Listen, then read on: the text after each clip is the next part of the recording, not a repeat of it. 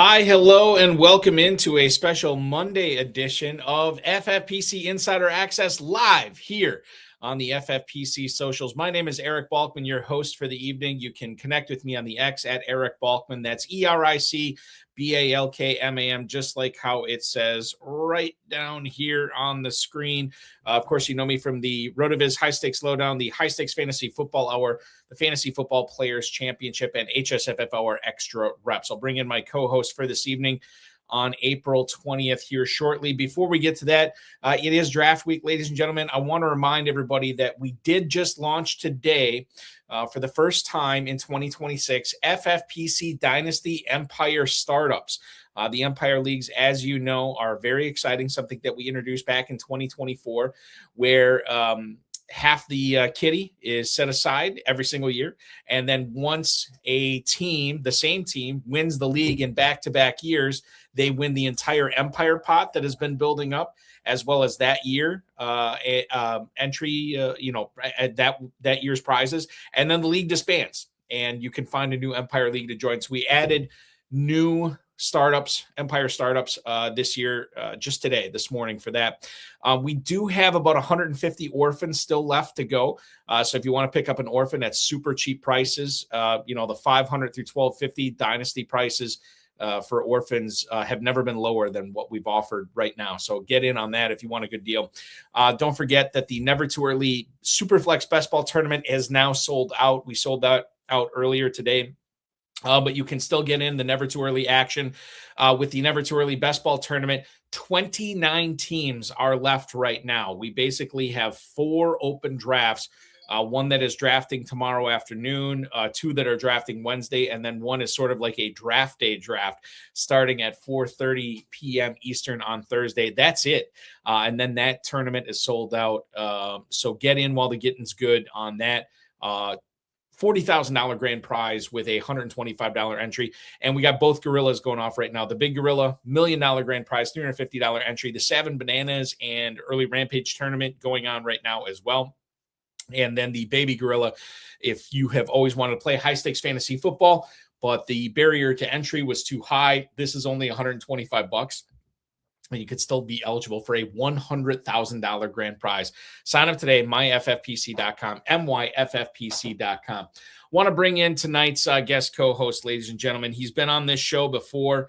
He is a stalwart when it comes to Dynasty Fantasy Football. You know him from the Dynasty League Football.com website, as well as the Dynasty League Football podcast. He is a senior writer over at DLF, and he is an actual zookeeper in Southern California in one of the most glorious, beautiful cities in the world. Please welcome in my good buddy and at Matt Price, FF on the X. Ladies and gentlemen, Matt Price. Matt, happy NFL draft week to you, sir. How are you doing?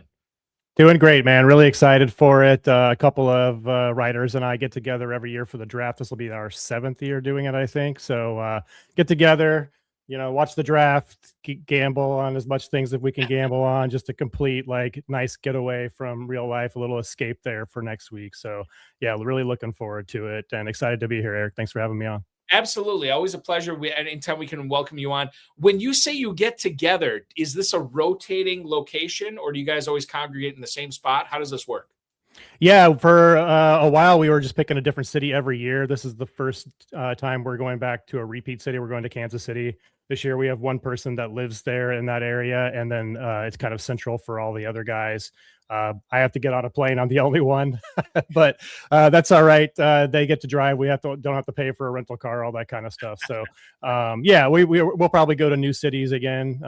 But we really kind of realized that we're really there for the draft and to hang out, and all the stuff in the city that is super cool that we probably should go out and see. We weren't really doing. So, just kind of picked a central location this year. We'll see what happens next year.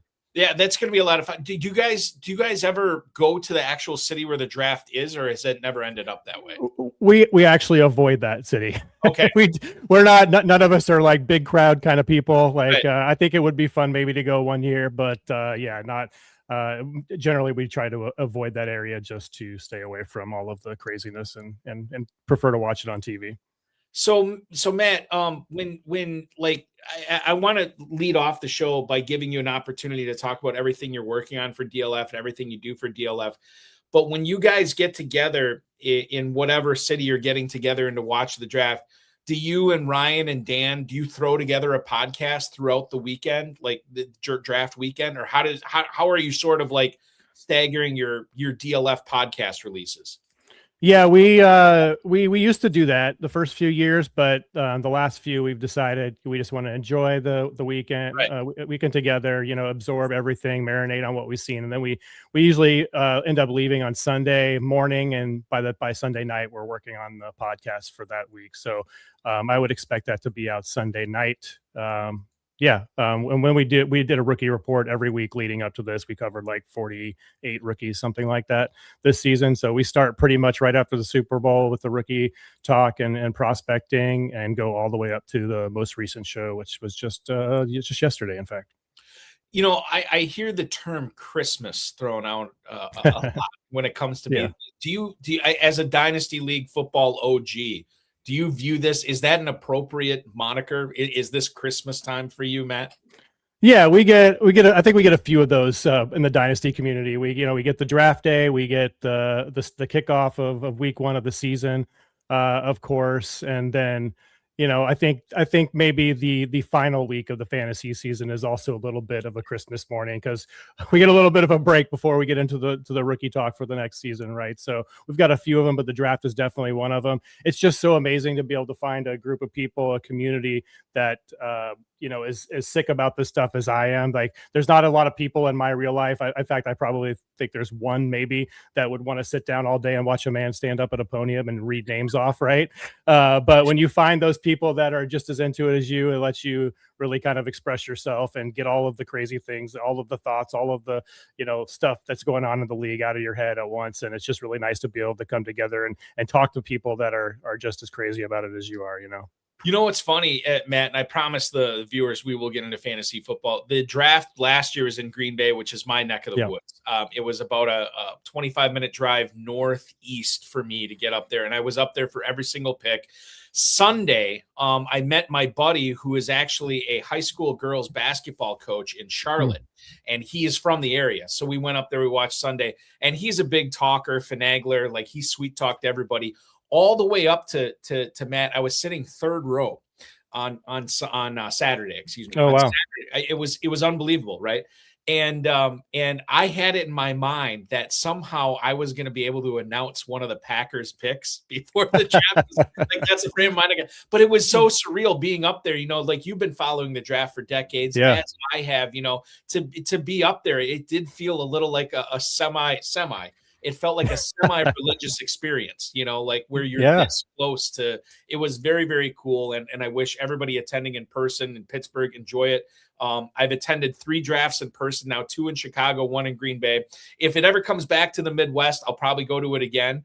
But it's good to hear you had a good time. It was great, man. Like, it was Friday night. I went up by myself. All my friends were either too hungover, or my kids didn't want to come up with. My kids were up there, or my son was up there with me on Thursday, and he didn't want to come back to Friday. It was awful weather. It was rainy and cold or whatever. But I pushed my way to the front of sort of like the where the unwashed are behind the fence. And I got on. It was either NFL Network or ESPN. I don't know, but Goodell was coming by and shaking hands, so I got on with Roger Goodell, which was very, very cool. Nice. It was a great experience. And if you are an NFL fan, when it comes by where you are at or close to where you're at, give it a shot. I think you'll have a good time. Okay. It's good to know. Here we go. Let's get into it tonight. Coming up on tonight's show, Matt Price and I are going to get into everything going around the NFL as far as rumors, reported rumors for the NFL draft and how it's affecting some veterans and much more. We will get into rookie spotlights tonight. We will tackle Omar Cooper Jr. for sure. I want to get into the Bells. I have not spent enough time on Chris and Skylar Bell. I'll get into that with Matt tonight. And then we'll go to running backs. I for sure want to touch on Emmett Johnson, Nick Singleton. We'll get into Jadarian Price as well as the quarterbacks in Mendoza and Simpson. And that'll be our NFL draft preview here on FFPC Insider Access. I'm going to lead things off tonight, Matt, with something that came down the pipe in regards to the number 3 pick. And I'd love to know how you feel about this. So Schefter posted, I think it was this morning, or maybe it was late last night, that the Cardinals have had calls about trading the number 3 overall pick in the draft. Now, those calls he defined as exploratory in nature. What I think is fascinating about this is we have heard this drumbeat about Jeremiyah Love potentially going to Arizona at 3, despite them already having Tyler Algier on the roster, who they signed in free agency, and then restructuring James Conner's contract to keep him on the roster this year, and still having, what are they, 2 years removed, 1 year removed from drafting Trey Benson as well. Not only do I not understand this, I don't think it's great management for your roster if you're Arizona, but we have to kind of throw that out the window, understanding some teams get the draft, some teams don't get the draft, and that's fine. We have to adjust as fantasy players. Now, if the Cardinals are going to deal this pick, it would be very interesting to see who would move up. Washington coming up from 7 to 3. New York coming up from 5 to 3. We've heard that 2 of the teams that were rumored to be discussing a trade for this pick were Kansas City and New Orleans, but both of them reportedly would be coming up not for Love, but for a defensive player, whoever, between Reese and Bailey, whoever's left, they would come up and grab. My question to you is, does the draft start at 3, and how significant do you think landing spot will be for a talent like Jeremiyah Love, who, arguably, we've heard reports, Matt, that he is the number 1 player in the draft on a lot of people's draft boards. What would this do? Honestly, the likelihood of him going to the Giants is probably less than 50-50, but it's growing by the day. Your thoughts as it stands right now as a dynasty player on where you'd like to see Jeremiyah Love go and where realistically you think he is going to go on Thursday in Pittsburgh. Yeah, I think, we've had a lot of steam the last couple of weeks, especially that he's almost a lock for number 4 to Tennessee, which, is a similar situation with Arizona in terms of a team building perspective. I'd say Tennessee is maybe a little bit more ahead than Arizona is. At least they have, presumably the quarterback in place. Arizona will be searching for that. And I think if Arizona was to trade back, that would probably be because they want to address that quarterback position, but they certainly don't need to take someone like Ty Simpson at 3. They could do that, with a later pick in the first, or certainly early in the second. I think he might be there as well. I think the next one you're looking at would be the Giants. There's been some steam that he would go there, but also that kind of doesn't make a lot of sense with Cam Scadaboo and Tyrone Tracy. I guess you could argue that they could use some more superstar talent there. Maybe John Harbaugh coming in. He has no real ties to Cam Scadaboo, so maybe he's not going to show any loyalty there, and would be happy to take a talent like Love. In terms of ideal landing spot, I'd really like it to be Washington, just because there is just nothing there. That said, if he was to land in Tennessee or Arizona, I guess I really don't think the Arizona one's going to happen. But Tennessee or the New York Giants seem like the most likely if it's not going to be a team that trades up. Both of those places, they do have competition, but we've seen that happen to top backs before. Bijan came in with Tyler Algier just coming off 1,000-yard season. It didn't really matter. You can say that Bijan's a hair above Love as a prospect. That's fine. You can say that, but I would argue they're in that same kind of elite tier. Any of those running backs that go in that top 10 range of the draft are typically just going to get a ton of workload, regardless of who is on the roster at the point. And the same with Tennessee, right? Like you have obviously Pollard and Spears there, but those guys don't seem like it would be too hard to move on from. I think no matter where he goes, he's going to be the top guy. The only argument you could really make for a place like Arizona or Tennessee, I think, is that you're just trying to put butts in the seat with an exciting player. So Washington is my ideal spot, but it probably is going to go before 7. At least it's looking that way. Do you feel like there is something we should be doing with our Cam Scadaboo, with our Tyler Algier shares right now in dynasty leagues before the NFL draft, or would you be taking more of a stand pat and see what happens Thursday night approach? I feel like at this point, that move was, months ago, if maybe weeks ago, but probably more like months ago. Like at this point, everyone kind of sees the writing on the wall, and you're probably going to get less for those guys than you would have, right? Mm-hmm. Like, especially someone like Scadaboo is so young. Like, what are you going to get for him? Are you going to even get a second round pick for him at this point? Like, people are just going to wait and see. And, he put up such a great season before injury last year that I probably wouldn't do that.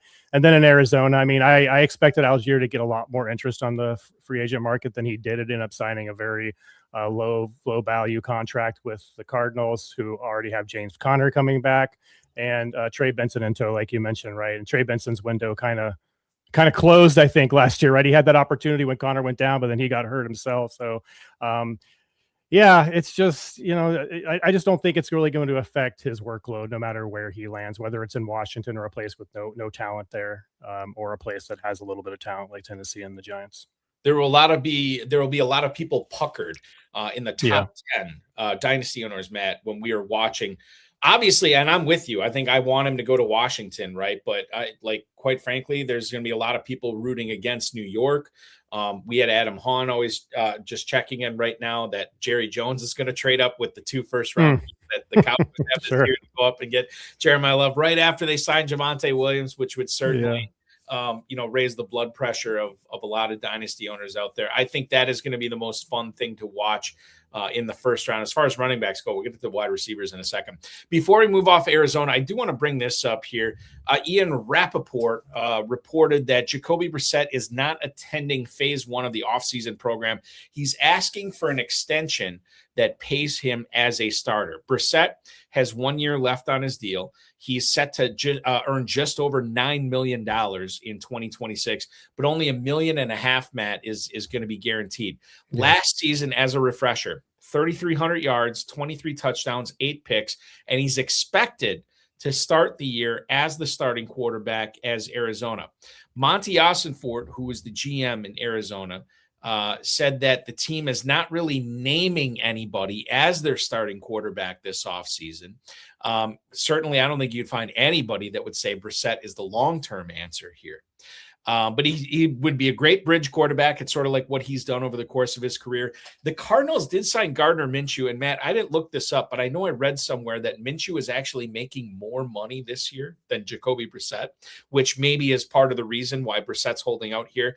But what this comes back to is Ty Simpson, because Simpson, we found out, is going to be invited to the festivities on Thursday night. The NFL doesn't invite players, for them to sit in the green room like Aaron Rodgers did in 2005. They invite them there so they can be part of the moment and be drafted. So to me, it's going to be sort of a foregone conclusion that Simpson's going to be taken on Thursday night. And I can't remember who said, it might have been Jeremiah or Yates or somebody posted on X that it's a foregone conclusion that Simpson's going to be a Cardinal.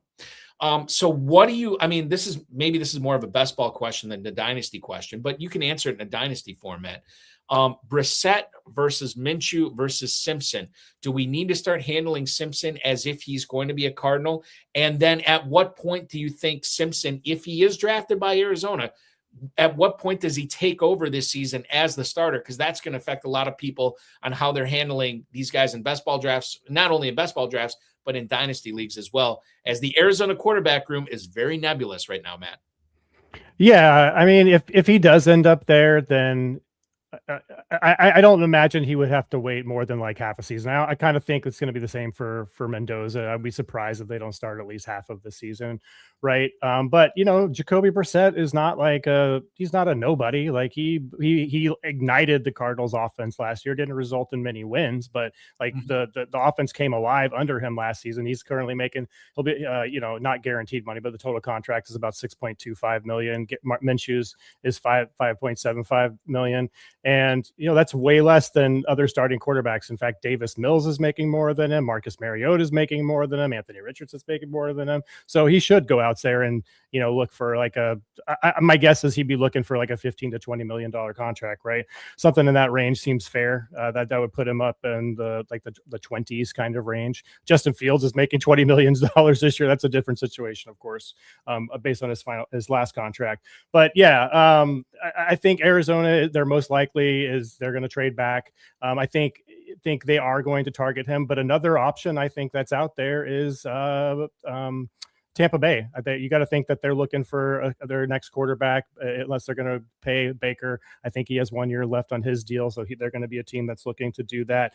And if Arizona was wanting to trade back up, if let's say they move the back from the 3 and get, I don't know, somewhere a pick somewhere in the top 10 to 15, pick up another one on top of that, and then use their 34th overall pick, the second pick in the second round, combine that with the move back up somewhere in the first to get Simpson if they felt like they needed to do that. And a team is probably likely to want to do that anyway to pick up that 5th-year contract, right? A 5th-year option on the contract, rather. So yeah, half a season. It would be nice to see what he has. We don't really have a clear idea yet, I guess, if we think Arizona's tanking or not. I don't know how you feel about that. I kind of feel like they are, but they don't really want to see that. So Brissett, it really is that perfect bridge quarterback. He's already been there. Pay him the extension. Go get your quarterback of the future.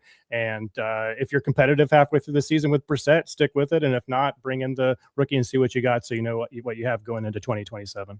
I can't remember where I read it, but somebody was reporting that Austin Fort was drafting, like the Cardinals were going to be more drafting heavily with 2026 in mind, rather than 2027 when the crop could be richer. Interesting.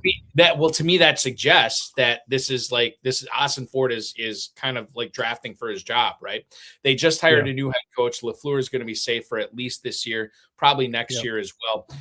But I think that's interesting to see how the Cardinals kind of holding that number 3 pick and knowing what their running back room looks like right now, and knowing what they're trying to do this year, and at least what Austin Fort's trying to do to save his job. I think it's going to be fascinating to watch in that first top 10, especially, Matt, if what you're saying, or if what you had mentioned comes true and the Cardinals do trade down, to see what they do perhaps with multiple first-round picks this year. Would they get somebody on offense and defense? Would they go defense with both of them? Would they go defense and Simpson? I don't know. It's one of the things we'll be watching for on Thursday night. Moving on to Pittsburgh. And Rappaport further had more reporting on this going on earlier this morning, that the Steelers do not expect to receive any kind of word from Aaron Rodgers prior to the NFL draft about what his playing future is going to be. The Steelers open minicamp 1 week from today, and Will Howard will be the team's QB1. Assuming Rodgers does not come back, because I can't believe anybody that they're drafting in 2026 would be ahead of Will Howard on the draft chart. Mike McCarthy said, quote, "It would be a great story," end quote, if he were to reunite with his Super Bowl winning quarterback, Aaron Rodgers, in Green Bay.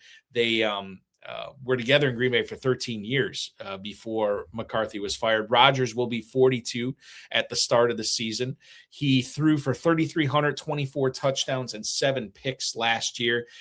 Rodgers was tallied 146 yards, no touchdowns, and a pick in the 24-point loss to the Houston Texans in the playoffs this year. I would imagine, regardless, Matt, of what Aaron Rodgers decides to do, Pittsburgh would probably take a chance on one of these guys like Carson Beck or Drew Aller to see what Mike McCarthy can do with them. And Jerry Dulac, who is the big-time Steelers beat writer, he said it's unlikely that they would take one before the 3rd round, knowing how we have seen I think back to a couple of years ago when we had all those quarterbacks go in the top 15 with Williams and May and McCarthy and Penix and Daniels and all those guys. We didn't see another receiver or a quarterback taken until the 4th round. It was crazy, right? And we could see a similar drop off this year where Aller or Beck or Cole Payton or the kid Nussmeier. Nussmeier is another one. Green out of Arkansas would be another guy that we could see go in the 4th round, maybe to Pittsburgh. And Mike McCarthy has said he sometimes gets more excited about floor for these guys rather than ceiling, which I think is kind of an interesting quote. But in regards to the Steelers, let's forget all about that. Let's talk about this year for Dynasty. I'm thinking about guys like DK Metcalf, Pat Freiermuth, Michael Pittman, knowing that Rodgers still has not given for the longest time, I was drafting best ball teams, Matt, assuming Rodgers is going to be back. The fact that he hasn't let them know yet, maybe I'm overreacting to that, but now I'm starting to get a little bit nervous, not necessarily about Rodgers coming back, but what it's going to do to the rest of the Steelers offense. We can throw Jaylen Warren in there as well. Your level of concern right now about these Steelers pass catchers, knowing the sort of unknown at the QB1 position right now in Pittsburgh? Even if my base case is that Rodgers is coming back. It's just, these super older veterans, they don't want to do mini camp and all that stuff, right? They don't need it, at least according to them. They want to wait until it's game time, basically, right? And I just kind of feel that's what Rodgers is doing. I think that the Mike McCarthy signing probably had a lot to do with trying to get Rodgers back. Right. So yeah, I'm operating that Rodgers is going to be there. If not, then yeah, we certainly have very, very little fantasy assets that we're looking at. Although I'm not sure how excited we are with them, even with Rodgers in tow. He can certainly support at least one fantasy target. More than that is up for debate. To me, his favorite target will be somebody like Michael Pittman, who's going to offer easy throws over the middle at his advanced age. He can still chuck it downfield if he wants to, which is more of DK Metcalf's game. But the fantasy consistency from a player like Metcalf, I think, is going to be a lot more in question this season with Rodgers or without. And then they've also been tied to a tight end in the draft. They've been rumored to be interested in basically all of the tight ends, despite having Darnell Washington and Pat Fryer moved there. They've also got Rico Dowdle. So you mentioned Jalen Warren. I kind of think Rico Dowdle might be the lead back this year. Again, another tie to McCarthy back from the Dallas days. I think he specifically brought him in. Caleb Johnson is there, but I don't know if anybody still has faith in Caleb at this point. So yeah, there's stuff to work with there. It's just, are we even that excited if Rodgers is back about this offense? I think if you want to take shots, you take shots on one of the wide receivers and maybe one of the running backs. For me, it would be Pittman and Dowdle. But yeah, there's not a lot of excitement in the Pittsburgh offense from a fantasy standpoint this year, in my opinion. So if you had like Metcalf or Pittman or Freiermuth or anybody like that, would you feel more of a compulsion to sell at this point, Matt, or is this not moving the needle for you? Yeah, I mean, it always depends on what you can get. If you have somebody that still believes one of those two receivers is worth a first-round pick, I'm jumping on that all day, even if it's a late first in this year's class. I feel like I know we're going to get into the rookies, but I feel like in Superflex, there's the tier of like 8 to 9 guys that you feel really pretty good about. And even outside of that, I think in Superflex formats, I'd be willing to move on for those guys if you can get like the 111, 112 kind of range. I'm not sure I would necessarily jump at a second round pick for them because I think they are going to be productive assets. But yeah, they're probably holds. Like I can't imagine any Steeler at this point generating a ton of excitement for a trade partner, this guy still might generate some interest as far as dynasty trading partners go right now. AJ Brown, Schefter came out and Matt, I don't know, like to me, like it was nice to hear him come out with this report today, but I kind of was already operating under this scenario here. Schefter reporting that Philadelphia trading AJ Brown to the New England Patriots, quote, is now considered likely. The Eagles will also, like the Steelers, begin their workout program on Monday. It's not expected to have A.J. Brown in attendance, according to Mike Garafolo from NFL Network. Brown has long been rumored to be a player not in the Eagles' 2026 plans, and also long rumored to be a member of the New England Patriots for the 2026 campaign. Talks have stalled. That could be because Philadelphia is weighing their options. New England maybe doesn't want to overcommit. I don't know. But I would imagine, based on the reporting that's come out about this, I don't think we see anything until after June 1st. And especially if it comes after June 1st, Philly can split the $40 million cap hit between this year and next year, which is something I'm sure they would like to do rather than taking on a $40 million cap hit this season. When you consider how you've been managing your Dynasty League teams, Matt, when the ones that have Eagles on it, the ones that have Patriots on it, specifically pass catchers and throwers, Jalen Hurts, Drake May, Romeo Doubs, Devonta Smith, those kind of guys, have you already been, basically treating these guys as if AJ Brown's a Patriot, or are you not willing to go that far quite yet? I think that is probably my base case. There's too much smoke on this, right? And it just seems like it's a lock to happen. AJ Brown's not happy. There seems to be some kind of dysfunction with the with the Eagles offense right now. So it seems like, there was that quote that they think that Devontae Smith could basically do what JSN did last year if they were able to clear that spot for him. They've been making moves like acquiring Hollywood Brown, and then last week or the week before bringing in Dontavia Wicks from the Packers. He could fill that kind of end zone kind of role for them. So it seems like they are preparing for this already. And that it's a lot to happen. So I think it's an upgrade for AJ Brown. He's going to go to a team where he's going to be the clear alpha, and presumably they would want him to be the clear alpha. Romeo Doubs can still be that reliable target, just like he was with the Packers as well. But I think this is a slam dunk for both sides. So it seems a lot to happen. I do want to throw out the Eagles offense a little bit to you, Eric, and see how you feel about that, because it seems like with Sean Mannion coming in, who again you're familiar with from the Packers, is going to come in and kind of change things up with Jalen Hurts and make him do a lot of under center stuff, a lot of RPO stuff that in the past he's not wanted to do. He's a quarterback that wants to operate out of shotgun, So the Philadelphia offense, outside of Devontae Smith, who I am trying to acquire everywhere right now, it feels a little bit squicky all the way around, right? Like, it just doesn't feel good. Like, I still like Hurts as a top 5-6 option because of the running and the rushing and stuff like that. But even that was down last year. So if he can't get on the same page with this new play caller, I can't imagine it's worse than with Kevin Patullo last year. But if they're not on the same page, it could be a rocky season again for the Eagles. So regarding Mannion, this is a dude who was playing in the NFL, Matt, in 2023. Playing in the NFL in 2023. He's 33 years old, and I don't want to oversimplify it. I don't know Jalen Hurts. I don't know the locker room. I've never been in a professional football locker room, so I can only speculate.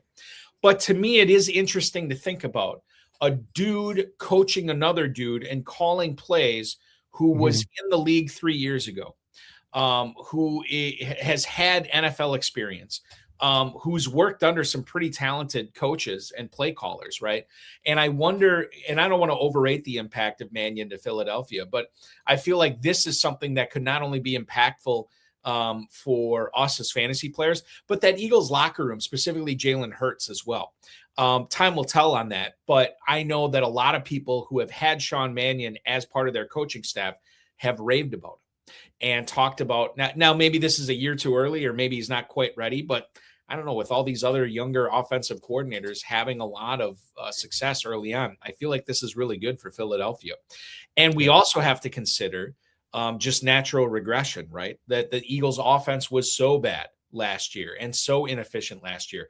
Can it really be that inefficient again, even if you don't have AJ Brown, if you have Devonta Smith? I think Wicks is a guy who, when he was healthy, was really, really good in Green Bay. Agree. I think Goddard is underrated from a redraft standpoint this year as well. And I also think, too, that you're going to probably see Philadelphia. I said this in the FFPC Dynasty email that went out today. I think you're going to see Howie Roseman take a long look at the wide receiver position, both on Thursday night and Friday night of the draft this year. And you could see a guy who's maybe not contributing right away, but maybe at the very end of this 2026 season, you're going to see Goddard, Smith, Barkley, and fill in the blank rookie being big contributors in this offense. So yeah, I'm on board with the Eagles offense this year. I'm very excited to see what they do. Now the Devonta Smith thing is interesting because I don't think he'll get to what Smith and Jigba did this past year, but it's tough to project that, Yeah. I mean, but I don't think he has to at that point. Like if he puts up, 80% of that or 75% of that, you're right. You should still be looking to acquire him anywhere you can get in Dynasty. But I would imagine, Matt, if you have been looking to do this, you're paying the iron price for him right now. It's not cheap to acquire Devonta Smith. I think that everybody understands what is happening now. And at this point, it's going to be tough to get him on your team. I think, and even by the way, I think that you could talk to smart FFPC Dynasty owners out there that are willing to pay $1.10 or $1.15 on the dollar right now for Devonta Smith to acquire him. Yeah, the prices are kind of all over the place. I would say as a baseline, you're probably going to be offering, a late first, a contenders first, and maybe another pick, either a second or something next season. We do have a tool at DLF, the DLF Dynasty Trade Finder, which pulls actual trades from fantasy leagues. And the prices are kind of all over the place. You have one that happened a couple of days ago, Devontae Smith for both Matthew Golden and Emmanuel Wilson, the new running back in Seattle, another ex-Packer. A super flex format, Geno Smith and a first round pick for Devontae Smith. Sam Darnold straight up for Devontae Smith in a super flex league. So, I think the prices are fairly reasonable. If you've got capital to spend at other positions, you can get there if you want to throw in your late first on top of that. And I think that's a price I'd be willing to pay. I would easily pay a first and a second this year to grab him. So if you can get to that level from your roster with a combination of players and picks, I think you have a chance of acquiring him, and I think he's worth it at that level. Once you get to the 2 first kind of valuation, that's when I'd start to probably pull back a little bit. That's exactly. I was just going to say the same thing. Like, I don't think I give up 2 first for him, but I am a go get your guy type a dynasty player. And if you like Smith, it's hard for me to disagree unless you're really overpaying. It's hard for me to disagree with like going out and getting a guy who does have, like what do you view as his ceiling this year? 120 catches, 1,600 yards, and 14 touchdowns. Does that sound accurate for his ceiling? That seems maybe a little bit high based on what what the Eagles offense have done in the past with still having Barkley, still having a running quarterback, but I think in that range, I think he definitely has like top 5 fantasy wide receiver upside in his range. So, yeah. Speaking of top 5 fantasy wide receiver, I'm hoping, and like, I shouldn't say I'm hoping because I haven't had any of my rookie drafts yet, but this is a guy I think I'm going to be drafting a lot because of how much I've liked him so far. I know I own him on a lot of best ball teams, and that's Jordan Tyson, the rookie receiver out of Arizona State, Matt. Nick Underhill, who covers the Saints for New Orleans.football, I think is the name of the website. But he believes he's probably going to be drafted in the top 10 of the NFL draft this year. Now, you think about going back to, what was it? Was it Friday? He had this private workout for all these teams, and it sounds like he passed it with flying colors. To me, if he's going in the top 10, the NFL is saying, which I've been saying all along, I'm not putting too much stock into the injuries that have happened over the course of his career. Collarbone to me is kind of freakish. I know he had the holy or the unholy trinity of ACL tears in 2022 or whatever it was, but it seems like he's rebounded from that. I'm not, a total ostrich in the sand. I understand that the hamstring issues are still a concern. But we have seen players with soft tissue injuries in college. Once they get to the pros, they're sort of a thing of the past. And I'm not saying that's going to be the case with Tyson, but I understand the range of outcomes here where they could be. Tyson could be drafted number 8 overall to the New Orleans Saints. They hosted him not this past Friday, but the Friday before that in New Orleans.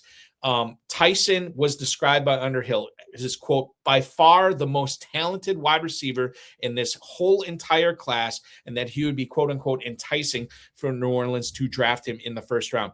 Underhill also said now that the Giants have 2 top 10 picks at 5 and 10, Tyson could go 5 if they wanted to go the Tyson route as opposed to the Tate route or the Styles route or the Love route, like whatever the Giants want to do at 5. That's going to be really compelling to watch. But Tyson going in the top 10, I think the biggest thing for me, Matt, is if he goes in the first top 10 picks, the NFL is saying, like, we believe in this player.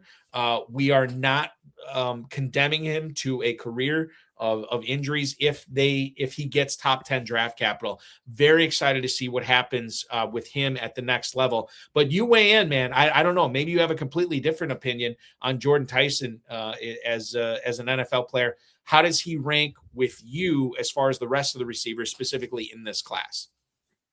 Yeah, I am not concerned about the injuries really either. Hamstrings, soft tissue issues are always a thing for wide receivers, and they can certainly, take them down for a large window of an NFL season.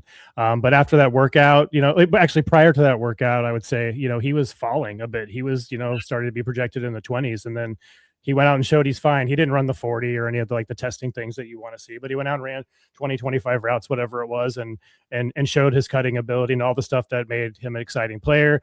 And in terms of like the catastrophic knee injury, like I don't understand why that's still a big issue for people, because he's already shown that he's come back from that. Like he came back from that and posted 2 really great seasons in 2024 and 2025, right? So to me, he's past that one. And he's currently my wide receiver 2 in the class, just behind Carnell Tate, and just ahead of Concepcion. So yeah, I will be very excited to see him go in the top 10. I've put some, I don't know if this is a gambling podcast, but we put some bones down on. Yeah, we put some bones down on him to go in the 6 to 10 range. I think 10 is probably his floor. If he makes it past there, then I'm not sure. Somebody's probably coming up to get him if he makes it out of that range. So I've put some money down on the 6 to 10 range for Tyson. I love the player, and I'm not that worried about the injury stuff. I was at my local sports book in the state of Wisconsin, Matt. We have had our governor sign into not into law yet, because I think it has to go through one more level.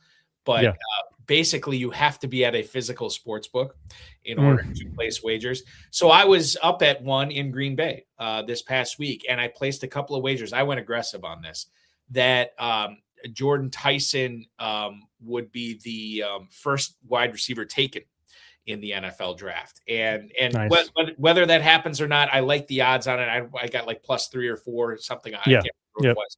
But I like the idea of that, because there is, and we'll get into Carnell Tate in a little bit, but there's a potential for a semi-slide for him. We'll see what happens. Yes, for sure. Comfortably in the first half of the first round. But dude, these wide receivers this year, and I have a macro discussion that we need to open up that wide receiver discussion with in the next segment, but I'll get to that in a little bit. Oscar Delp, I want to bring up him right now. Met virtually with Houston, he had a top 30 visit with Cleveland.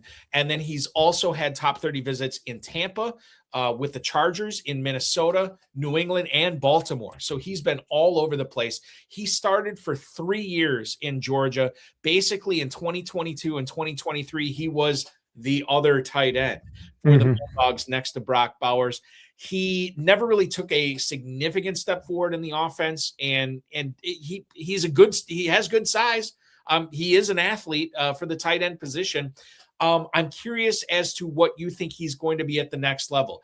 Is this a guy that we can ignore in fantasy drafts, or is this a guy in rookie drafts and in dynasty leagues that you want to have? Like, is he the perfect, and this is kind of how I'm viewing him right now, so this is a leading question, but is he sort of like that third tight end you want on your dynasty roster that has, like, let's say 22-man rosters? Is he that perfect third tight end you want to have marinate as a future top 10, maybe even top 5 talent in his heyday or at his peak in the NFL? I'm curious as to what you think about Oscar Delp's NFL ceiling. Yeah, it's hard. It just feels like a real big projection right now. If he lands in a good spot where he's going to be with tight ends, I really want them to be a top 2 target on their offense, right? To really provide any kind of consistent fantasy value. The third option on the offense is fine, but you're probably going to be looking at some bad weeks here and there, and that's most of the position, if we're being honest. In terms of this year's, where he is at in this year's class, it's such a strange class, because outside of like Sam Roush, they're like all just 6'3", 240. It seems like all of them are 6'2", 6'1", 6'2", 6'3", 240. All the way up to Sadiq, right? As who's 6'3", 241 at the combine. So he's got some athleticism to him. I guess the concerning part for me with him would be that he didn't take a step forward after both Bowers and Ladd McConkey moved on.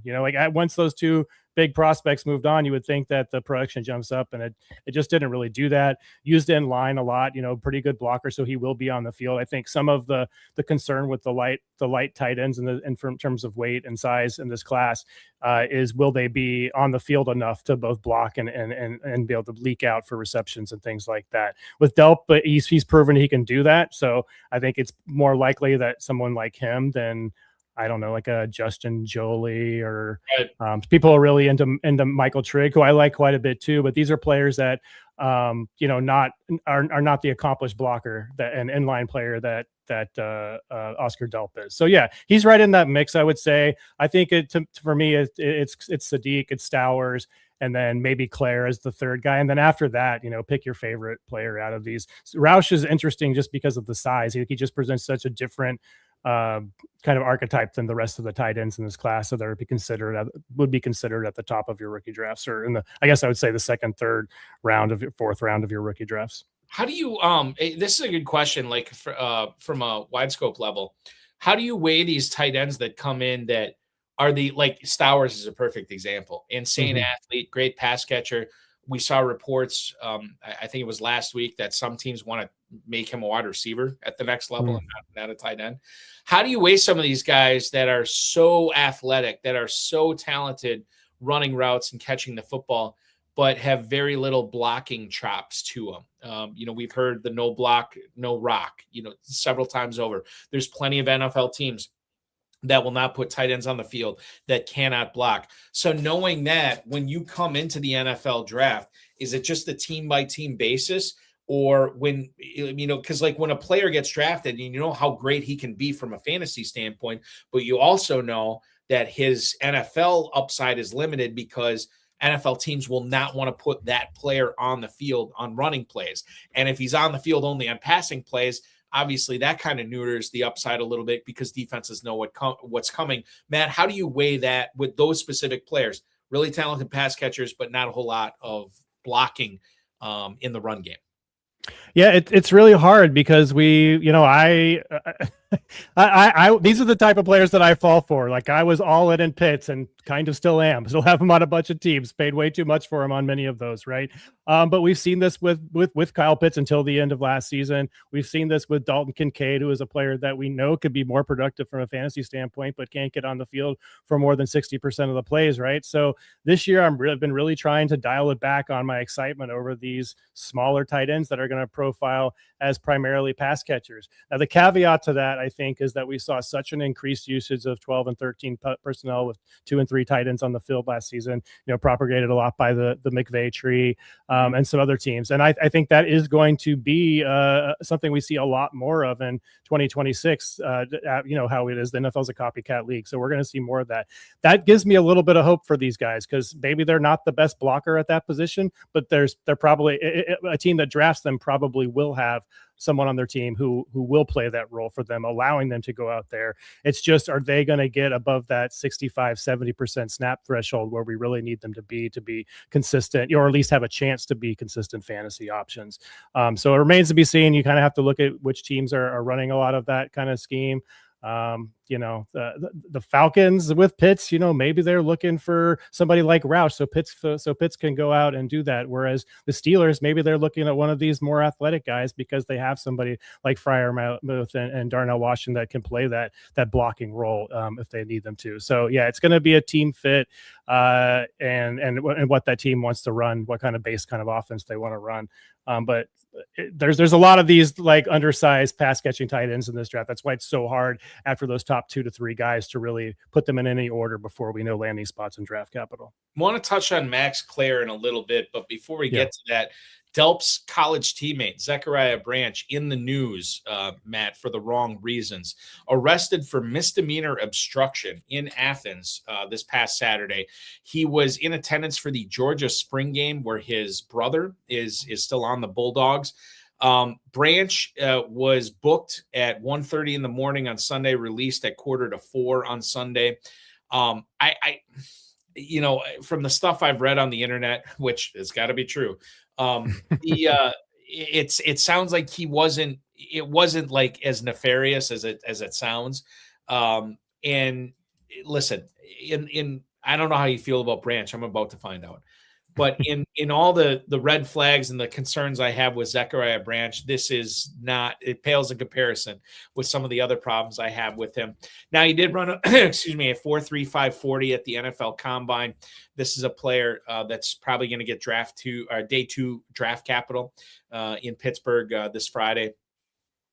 He ran so many screens. He caught so many passes behind the line of scrimmage. He had so much stuff schemed up for him. And I think, correct me if I'm wrong, Matt, Wasn't he with Jacoby Lane and Mekhi Lemon in USC and then transferred to Georgia? And so this is a guy that's just never really become that guy, which I'm fine with.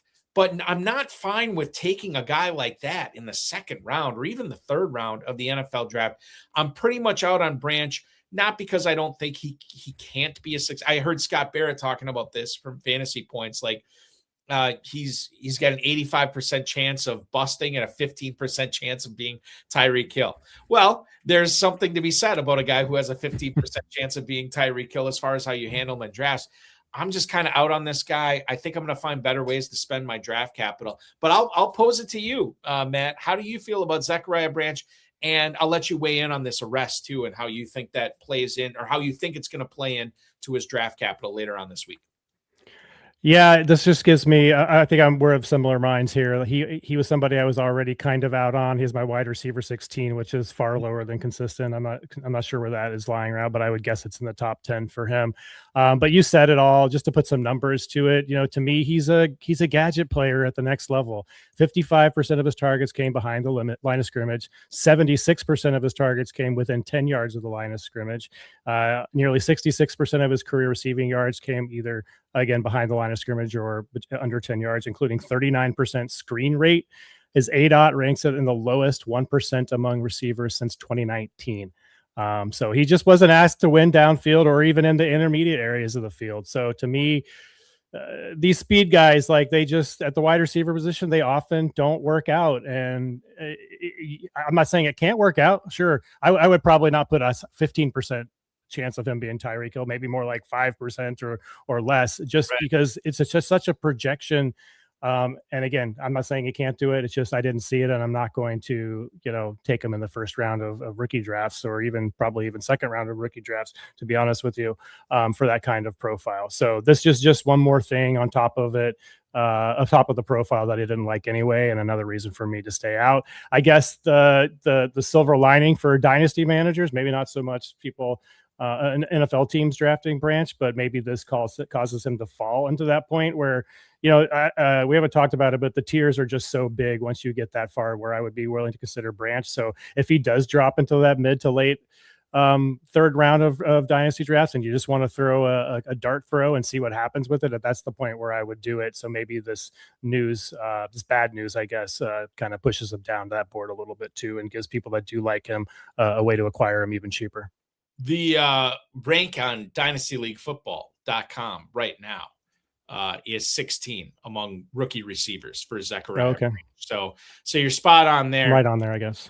Yeah. And by the way, I haven't looked at like ADP for like startups or whatever, but I would imagine you're right, Matt. I think he goes higher than that. Not by me or you. He was wide receiver 11 in our most recent mocks, and that was 20th overall. So, right at the middle end of the second round, which is still too early for me. But. Yeah, too early for me as well. It's weird. Like I keep, I've had a lot of dynasty experts on this show over the last month and a half, and I keep waiting for somebody to push back on like, my whole I'm out on Zachariah Branch. Nobody is. Like everyone has kind of been like, yeah, Balky, I'm kind of with you on this. Speaking of Dynasty League Football, I just noticed this, and this is semi-breaking news. DynastyLeagueFootball.com right now, Ken Kelly had this. Jimmy Garoppolo considering retirement. Why? Well, it seems like this could be a good ending point for him. We just found out on NFL Insiders tonight that the Rams are expected to extend Matthew Stafford's contract. And while Garoppolo could probably catch, not in Arizona anymore because they signed Minshew, and certainly anybody can get hurt, and Garoppolo could pop on there. But I think this is really interesting. I don't know if he thought maybe he'd be taking over for Stafford in Los Angeles. And now with this news that they're extending him, maybe he doesn't see that pathway. To me, I look at this as not only a good boon for Matthew Stafford dynasty value, but Puka Nacua, maybe Devontae Adams to a certain extent as well. Yes. I think one of the things that people had a problem with, Matt, about putting Puka Nacua as their number one dynasty wide receiver was the unknown at quarterback. And now maybe it's more of a known, given that the Rams already traded a first-round pick for a win now corner from Kansas City, right? And now they're extending Stafford. This is probably good news for Puka Nakua's dynasty value, and maybe to a certain extent Matthew Stafford's in Superflex leagues as well. Yeah, to me, yeah, it definitely solidifies his future in terms of the quarterback. I would agree with that. Stafford is a guy that just wants to go out and win titles. He's at that point in the career, and if he's still playing well and still feeling good, then why not? He has these nagging back issues that can cause him to miss certain windows of games every season. It was actually a big topic last offseason and it ended up not coming to a fruition, right? In fact, it knocked me off of Devontae Adams in a couple of higher stakes drafts, which was certainly a regret in hindsight, right? So, I guess the Puka stuff now that we have to be concerned with, is he leaning into the knucklehead status off the field? Good for him for checking him to the holistic care facility or what it is, but we've seen some questionable behavior for him this offseason in multiple instances, right? So hopefully the off the field stuff comes back. He's getting the help he needs from a mental health standpoint, and he's going to just continue doing what he's been doing for since his rookie season. But that would be more of a concern for me at this point than the Matthew Stafford stuff. Far be it for me to make light of what Puka Nacua is going through right now, but I will. There's a mouth guard on the field, or at least he should wear a mouth guard on the field too. Yes. Maybe it is off field. Like, Matt, I'll bring this up. Like, when I was in high school and I was a high school baseball player, we had cup checks, and I probably shouldn't be sharing this, but we had cup checks where I would wear my cup at class because I never knew when my baseball coach It was coming with the baseball bat, and I wore it, right? Maybe Nacua needs to be the type of person off field where he's wearing the mouth guard as well. Can't bite people in the shoulder when you're wearing a mouth guard. Can't make anti-Semitic comments when you're wearing a mouth guard, or at least legible or understandable anti-Semitic comments. So that's something that we can look at and I'm sure Puka Nacua fantasy owners would love that as well. Now I have a vision of Silence of the Lamb and them rolling him out on the dolly, like strapped down with the muzzle on top of his mouth, and they roll him out for NFL games, and it's right back to the Puka Lecter, as it were. We will see if that happens as well. Somebody's already making Grok is already making that image, Matt, now that you said it. All right. The last thing I'm going to bring up here in this segment, we touched on Max Clare, and I feel like, I don't know about you, and you definitely haven't because you're a dynasty guy, but I feel like I've probably given him a little short shrift on this show. Max Clare is a guy that I think most people consider as the number 3 tight end in this draft. I think you would agree that he's the number 3 tight end in this draft. So far, he's made 5 top 30 visits. He's met a bunch with Houston, Tampa, the Rams, Denver, and Carolina too. So if Carolina doesn't take Sadiq in the first round, certainly they would be in play for Max Clare maybe on day 2. At Purdue, I'll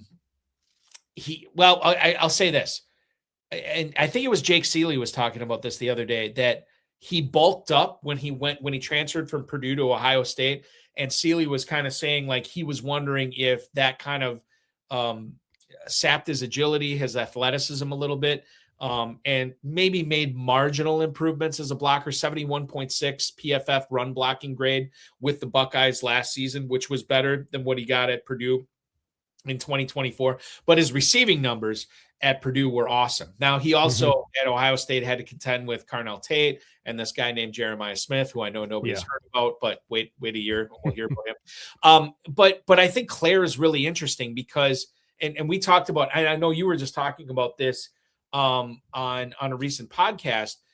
It is so landing spot dependent on a lot of running backs in this draft.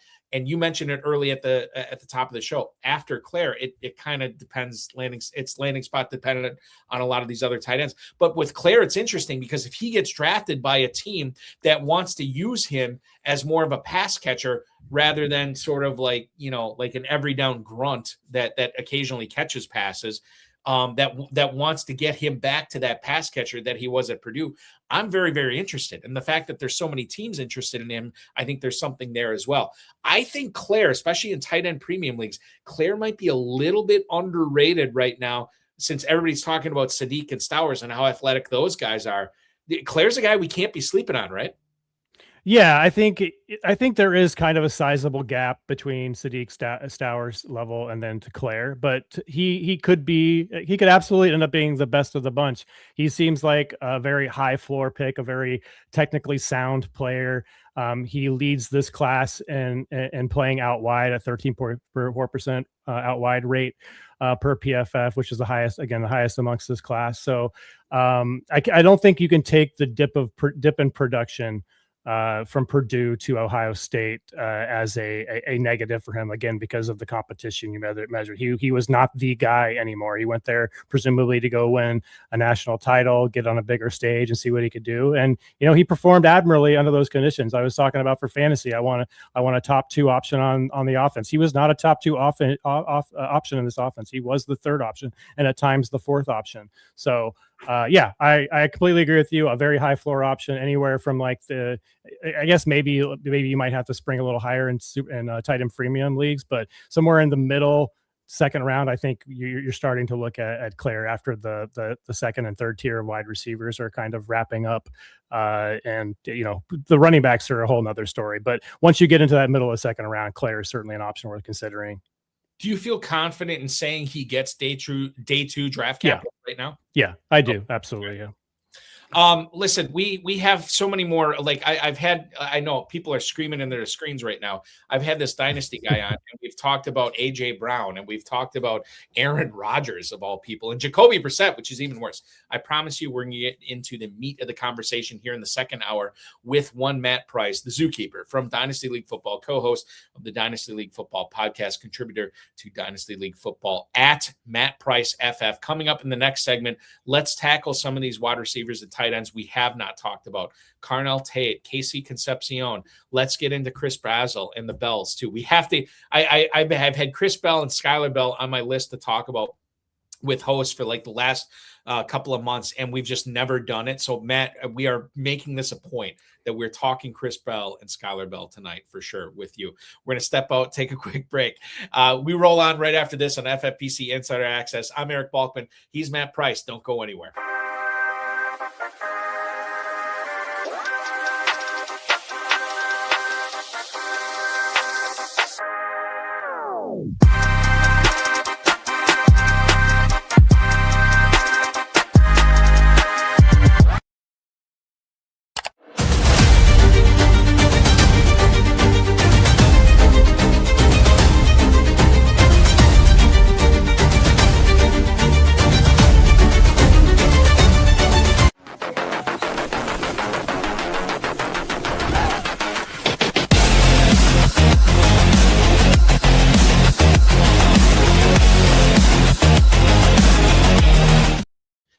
The FFPC Superflex Best Ball Never Too Early Tournament may be sold out, but ladies and gentlemen, have I got a treat for you. Not often do we get to talk about this on the show, but right now, in the FFPC Never Too Early Best Ball Tournament, just 29 teams left. 4 drafts remain open. This will close at the start of the NFL Draft on Thursday. Get in now. $125 to join, $40,000 grand prize. Don't forget, we do have plenty of orphans available at myffpc.com. Some for $1, some for less than $1. Check it out. And of course, we launched FFPC Startup Empire Dynasty Drafts today as well. $250 up to $750. Or no, I take that back. $100 up to $750 for those Empire Dynasty startups right now. MyFFPC.com is where to go for that, as well as the Big Gorilla $1 million grand prize, $350 to enter the 7 Bananas promotion, as well as the early Rampage tournament going on right now. 2 tournaments for the price of 1 entry fee. Details at MyFFPC.com. And the Baby Gorilla, of course, a $100,000 grand prize at stake for just $125 entry fee. All those available at myffpc.com. More with Matt Price and myself right after this.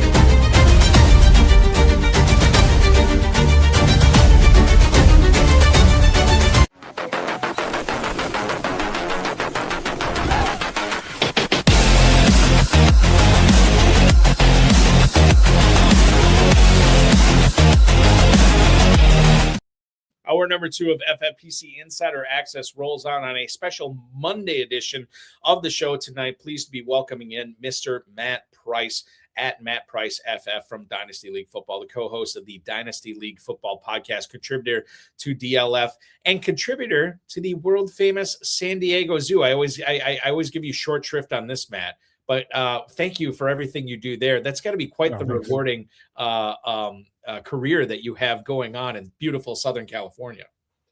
Yeah, it's great. It's like anything else, it becomes just a job, but I get to be outside pretty much every day.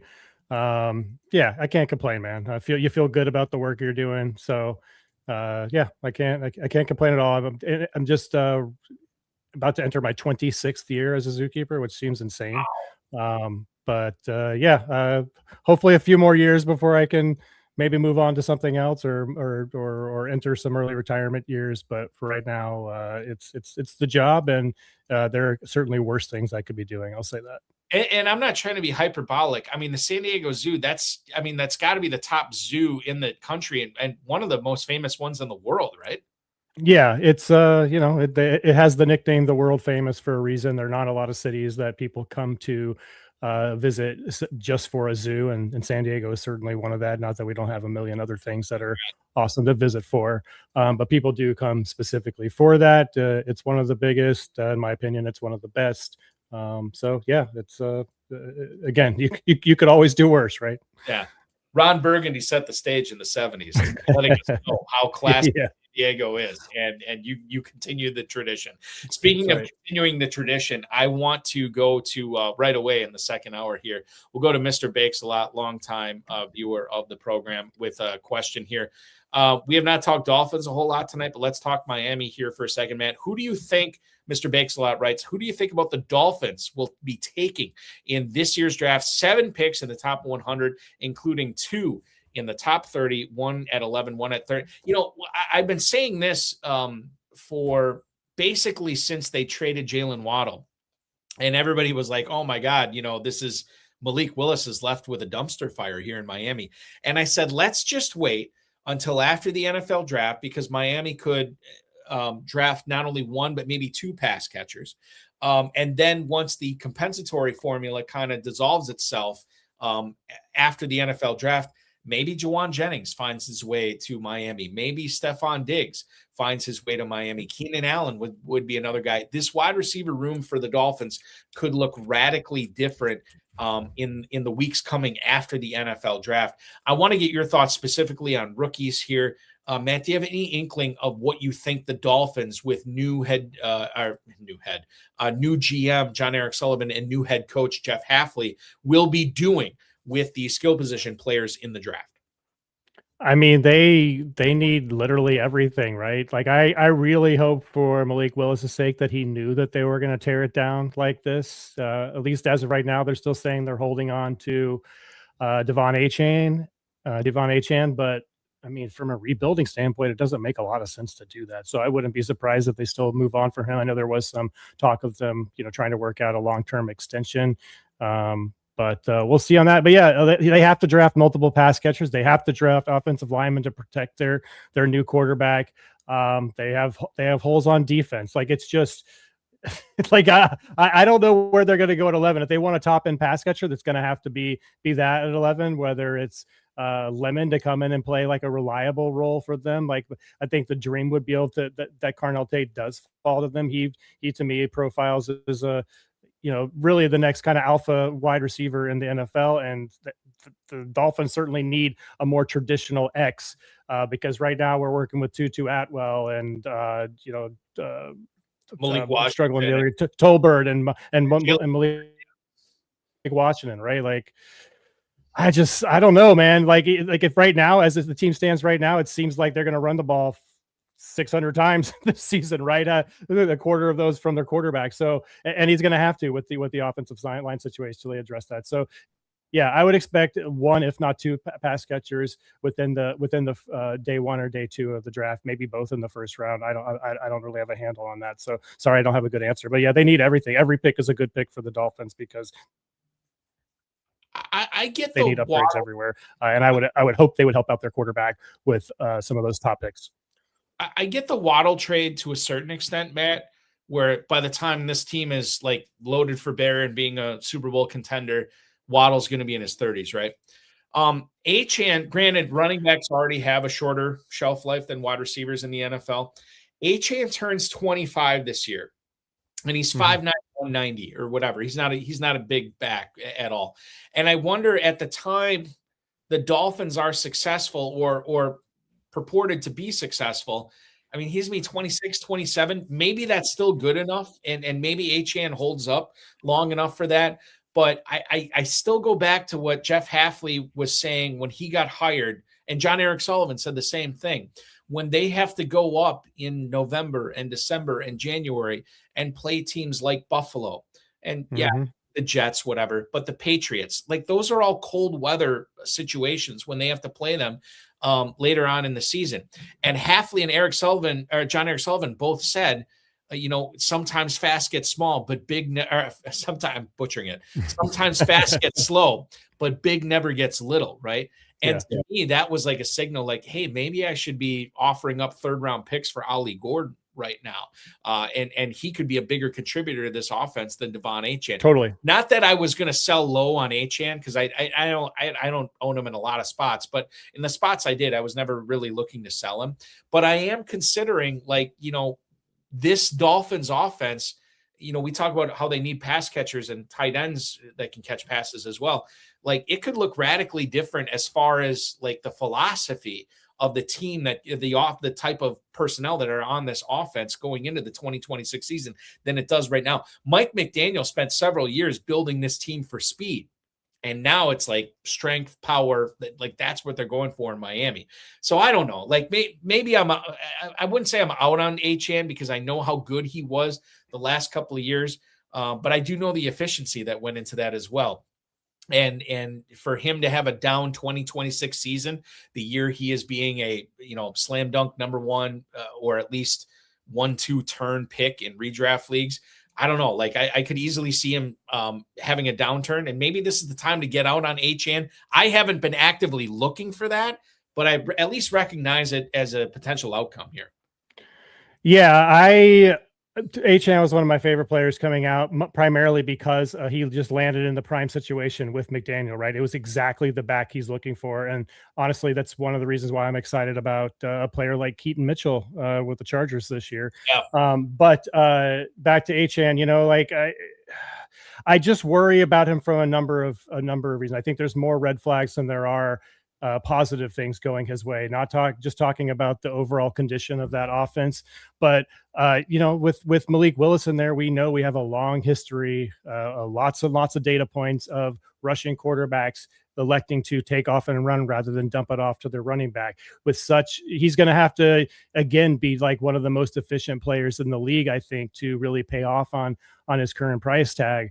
And with the offense being less efficient in general, he's going to have to be scoring from 20, 30, 40 yards out. And how many of those can we expect in a given year? Like I am not afraid of the talent of Devon Achane. It's just the situation, the new way that this team might use him, a new coaching staff coming in that, again, we see this all the time. It's certainly less of an issue when they're just absolute studs like Achane, but we see this all the time where coaches come in and do not have any loyalty to the players that were there. He's the last kind of holdout that they have decided to keep on their team, right? So that says something in one regard, but it also says that this is a bad team, and I just don't know how much fantasy success he's going to have. I did move on him from one league. I wasn't looking to move on either.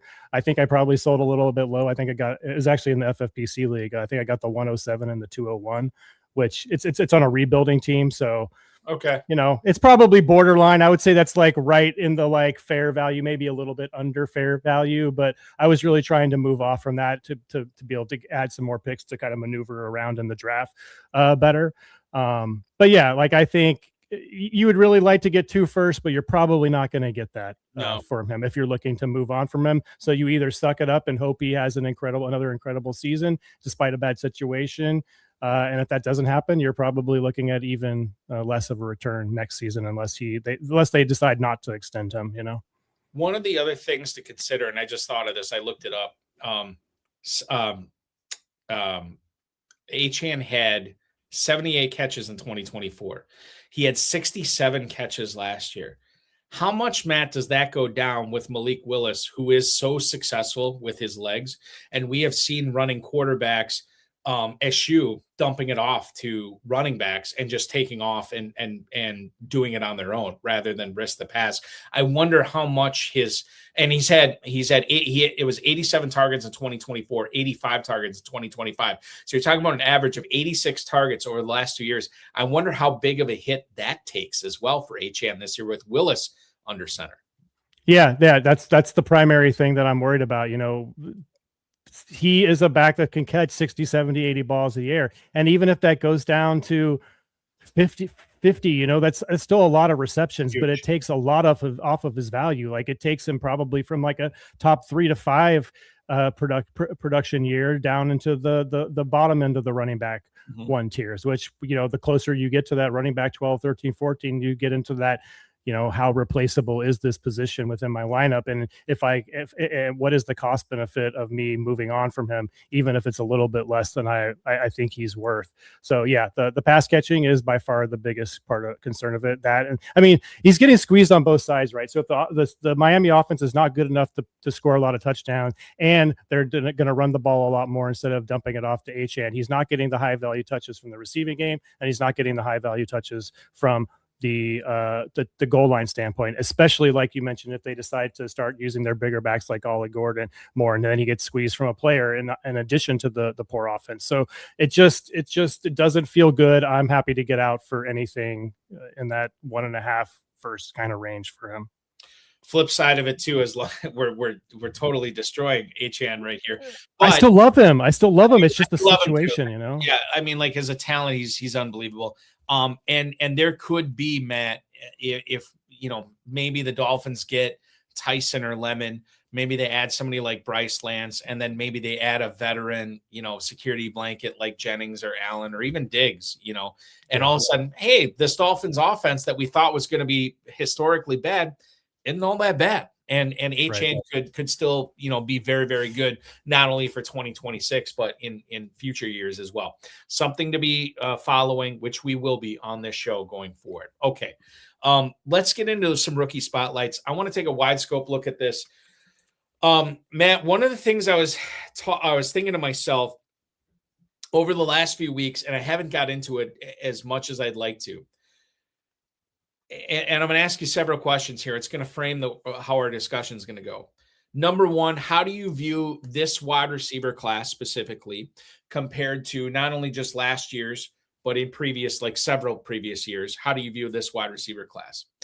And if it is underwhelming to you, if it is not all that great as far as top end talent goes, is there something to be said for understanding that when we get to week 9, week 10, week 14, week 15 of the season, and none of these rookies are taking off, we should have known that we were unfairly pumping up these receivers based on draft capital and not based on pure talent. In other words, Carnell Tate, Mekhi Lemon, Jordan Tyson, they could all get top 15, top 20 draft capital this year.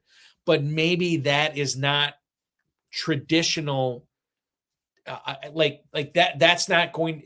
The value that we get from those guys at that draft capital this year is not the same draft capital that we would get from players going in a similar area. Does that make sense to you? I think sometimes we get to this point of the season and we're all excited and we're super enthused about these players that are going to be going in the first round and second round. But sometimes I feel like in a class like this, we're pumping them up too much because they're not going to live up to draft capital based on what we have normally associated similar values to in previous years at the wide receiver position. If that doesn't make sense, let me know. I'll try to explain it better. But that's kind of my main concern heading into draft week here. Yeah, I don't think we have a Malik Neighbors, a Jamar Chase. We don't have those S tier kind of talents in this class, but I think we have 3 or 4, I would say 4 A tier, maybe top of the B tier receivers, four very, very good receivers, I would say, at the top of the draft. Maybe not the absolute ceiling, the very clean prospect profile of some guys we've had in the past, but sometimes those guys don't work either. I'm looking at you, Marvin Harrison Jr., right? So, I think that we have 4 to 6 guys we should feel very good about, and 4 guys that we should feel really, really good about. So I'm not fussed about this class. In terms of last year, we don't have the craziness that was surrounding Travis Hunter. Is he going to be a wide receiver? Is he not? We're pretty sure Ted McMillan was going to be the top receiver, and he was. And otherwise, it was a fine class, not an amazing class. I would say this one is equal to that. Maybe not somebody again who was clean to prospects as even Ted McMillan, but I would say the ceiling is higher for some of these guys, especially someone like Tyson, who we talked about earlier, if the health works out, and a couple other guys. I think we are kind of selling short a little bit here. So, we do this every year. I think every year we say that the next class, we're waiting for the next class, and the 27 class is absolutely exciting. But last year at this time, we were talking about how good the 2026 class was going to be. So, people just need to lower expectations a little bit and realize if a player that you really, really like and gets good draft capital isn't performing the first half of the season, we see it time and time again that the second half of the season is when these rookies really start to come on, especially at the wide receiver position. Once they get, they learn the offense better. Once they gel with their quarterback, they've really learned the playback, all that kind of stuff, and the game kind of starts slowing down for them. So I guess the actionable piece of advice here is don't sell out on a guy like Carnell Tate, Micaiah Lemon, Jordan Tyson, Casey Concepcion. Even we can go a little bit deeper than that, but especially those guys, like if they're having a struggle the first half of the rookie season, let's see what happens the final 8 weeks. So for you, this draft class specifically, if Carnell Tate goes 5 or 6, if Tyson goes 10 or 11, if Lemon goes 16 or 17, that's not all that different than what they would have been worth had they had that draft capital in previous wide receiver seasons in the draft. I just think we're splitting hairs, yes, I would rather have, of course I'd rather have Malik Neighbors, this is what we have, either they're worth the 105 to you or they're not. And if they're not, you can try to move that pick, but everybody is trying to move their picks from this year. I've started to see picks as early as like 107 being, people want to make the move. I'm going to trade my late first round pick this year for, gamble, and maybe they'll have a better pick in the following year class. I'm starting to see that as early as like the 107 in certain leagues. And to me, at the 107, sometimes that's Kenyon Sadiq, sometimes that's Casey Concepcion, sometimes Omar Cooper is there. And these are all players that can contribute, maybe not necessarily right away, depending on landing spot, but certainly before that 2027 pick is going to produce for you. So I think we're getting a little too over our skis on out of that. And there's no way you can move like the 1, 10, 11, 12 for your pick for the first next year. Nobody is making that deal right now unless you're putting a little something else on top. I think we're hitting it at the perfect stride, because when FFPC rookie drafts hit in a couple of weeks or less than a couple of weeks now, we could start seeing people like, I'll give you, I'm excited about this year's class enough to give you whatever, future 2027 first, and to acquire whatever you have in the first round this year. Yeah. There was Matt, maybe you saw this, like people were trading 2026 firsts and sweeteners to get a 2027 first, which is the opposite way of it, how it should work. It's crazy. And go ahead. The old Dynasty rule was like a pick a year out is worth a second in this year's class. Like, right, if I was traded, but that rule does not exist anymore, at least in my recent experience. So that you can't do that. Like, if you're willing to move into next year's class at a loss, like, sure, those kinds of deals are out there. But if you're trying to get anything on top, that's not happening unless it's a top 5 pick. Right. Exactly. I go back to, I don't know how many years ago it was, like 15 years ago, when I was like first playing Dynasty, and there was, I had like the 106 or something, and I hated everybody that was available at that point. And I traded it to a guy who I was sure was going to have a bad year, and I just traded him straight up for his first round pick next year. Well, that turned into the 107. So I moved, I waited a year, and I moved down one spot. It was not great, and I learned a lot from it. Let's talk some player evals. Carnell Tate played next to Jeremiah Smith this year. It's an Ohio State receiver, so simple helmet scouting. Hey, this guy's awesome. But there's a lot of people out there, and maybe you're including yourself in this. I don't know. In fact, I think you are, based on what you said in the first hour. Carnell Tate is the number one wide receiver for a lot of people, a lot of pundits in this draft. Can you defend that? Why would you say that Tate is the wide receiver at this point right now, Matt, that you'd want to have more so than any other wide receiver in this draft? I think it's just safety, like he just feels safe. He's good at basically everything except for running fast in a straight line. Smooth and precise routes. He's not like a twitchy athlete, but he wins with body control and route nuance and just like understanding of angles and leverage and what he needs to do. He's an excellent boundary receiver. He can win with somebody in his face. The body control and flexibility to adjust to off-target throws. You see him make, contort his body in midair to make outside the frame catches. I guess you could say maybe, he lacks some yards after the catch abilities. Yeah, I wouldn't call him like a catch and fall down receiver, but he's not going to make a bunch of people miss in the open field with quick twitch moves like somebody like Tyson or Concepcion might do. But in terms of like how he profiles as an NFL wide receiver, like that's why I think he's such a good fit in Miami, is because they don't have a prototypical X receiver. And for fantasy purposes, you can say that this is not the type of archetype that really, blows it up with massive seasons. Those are the Puka Nakuas, as we talked about, the Jamar Chases that are going to win a lot with athleticism. But the floor is just so high with him. You're not going to miss. Whereas maybe you're concerned with the medicals with Tyson or if him falling in the draft, maybe not so much this week. With Lemon being primarily a slot only player, David Boston was talked about early in the process, back in February or January was talked about up in this range, but he's like the arbitrage play. I would argue on Carnell Tate. He's the next big X guy, but not quite as good as somebody like Tate. So he just offers the best combination of floor and ceiling, I think, of any of these top 3 to 4 prospects, depending on how you're sorting them out. And you want to feel safe with and probably in one quarterback leagues is the 102 pick, and in Superflex leagues, probably the 103, 104 range, right? But that's not to say he's going to be consensus. Like I expect, especially the top 3 with Tyson, Lemon, and Tate, I expect those 3 to go in a different order and a large percentage of drafters, right? It's not going to come down to just who gets selected first in the NFL draft, I don't think, with these guys. So, put those top 3 in any order. To me, I just feel like Tate is the safest in terms of a floor and presents some ceiling too, depending on landing spot.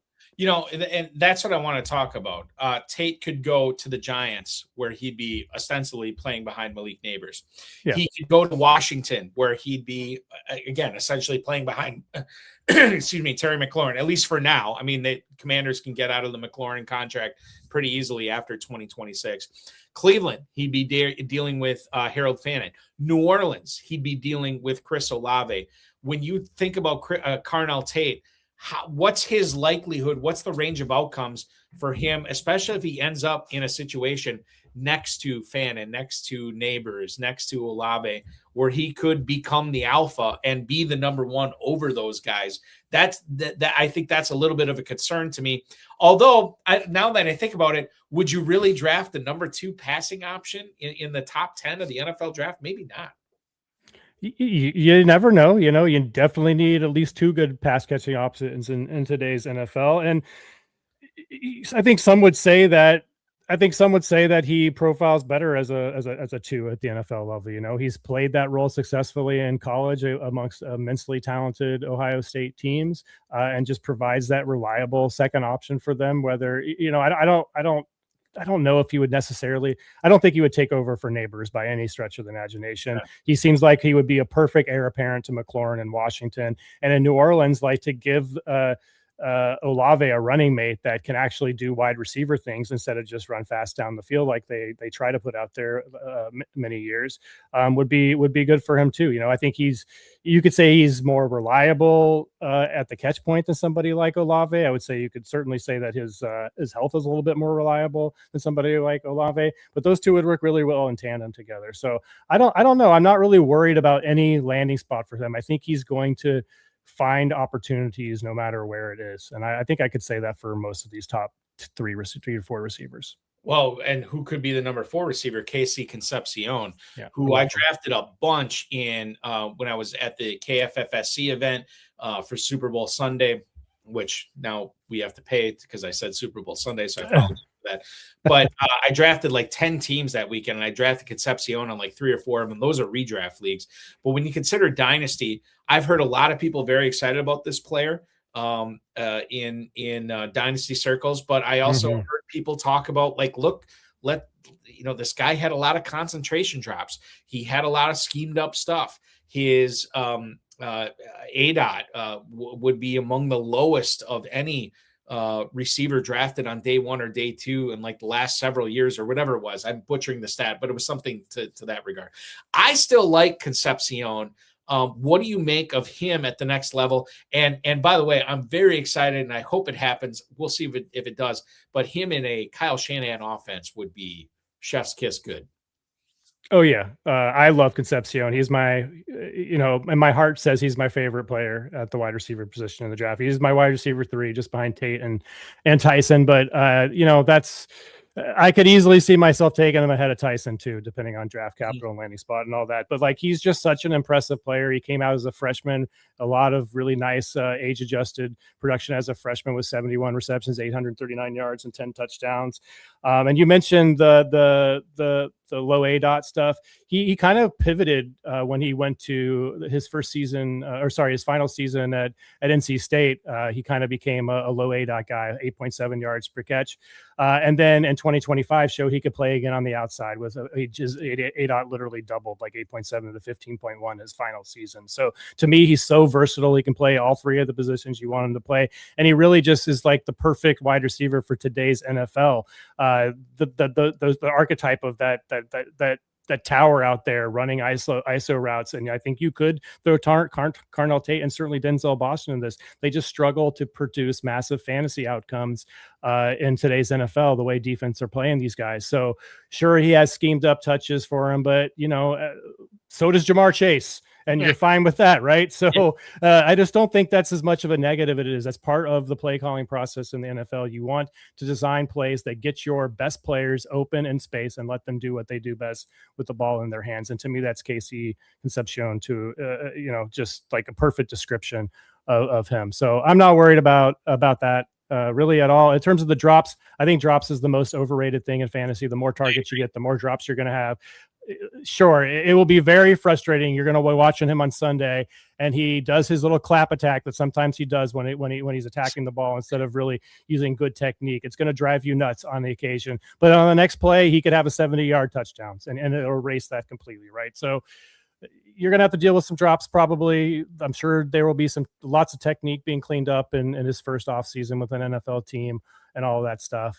Just don't overrate drops in turn when you're doing prospecting or even looking at veteran NFL players that have struggled with drops in the past. Remember Devontae Adams after his freshman year or his first season in the NFL? We were done with him. We were off of him completely. And then Packers fans wanted him out of Green Bay. They wanted him cut. It was insane. It was absolutely insane. So just chill on the drops, I would say. I can't remember who it was on this. It could have been Andrew Mott from Dynasty Nerds. It could have been Shane Hallen from Draft Sharks. Somebody pointed out to me, and I went back and I looked, and they were right. If you look at not only this past year, and I'm sure you'd agree with this, Matt, not only this past year, but in the last several years, if you look at the players who lead the NFL in drops in the NFL, it's like a who's who of Pro Bowlers. It's insane. Like, so for that, like I bring up the drops because I sort of have to tee you up for it, but I am with you 100%. Like that's something I stopped, that stopped being a factor in my Dynasty wide receiver evaluation. Speaking of evaluations, Omar Cooper has been reportedly being evaluated as potentially the second wide receiver chosen on Thursday night, which I'm not willing to go that far, but I also recognize I don't speak in absolutes, and that certainly could happen. A lot of speed, We've heard the Jets, we've heard the Steelers, we've heard some other other teams in the teens being mentioned as players for Omar Cooper Jr. Especially if he goes to the Jets or perhaps the Dolphins, this could be really, really good for him as far as not only his year one contributions, but how much volume this dude could get with this kind of draft capital in future years, which is what we care about for Dynasty as well. Not only this year, but in 2027, 2028. What's your read on Omar Cooper, Matt? Yeah, I think he's going to be another very reliable guy. You know, the ceiling, maybe he's never like a top 10 fantasy option, but absolutely a wide receiver too. You love the versatility. This past season in 2025, the Indiana's championship year, he played primarily in the slot, 83% in the slot, 16% outside. But in 2024, it was the opposite story. He was 90% outside and 10% in the slot. So a very versatile player that they can play from everywhere. I do think his natural position in the NFL is probably more towards the slot role. But, you know, we've said the same thing about Emeka Egbuka and JSN his rookie season. And we've done this all the time with players that we think are slot only players, and they show that they can play plenty well on the outside. And I think Cooper is the same way.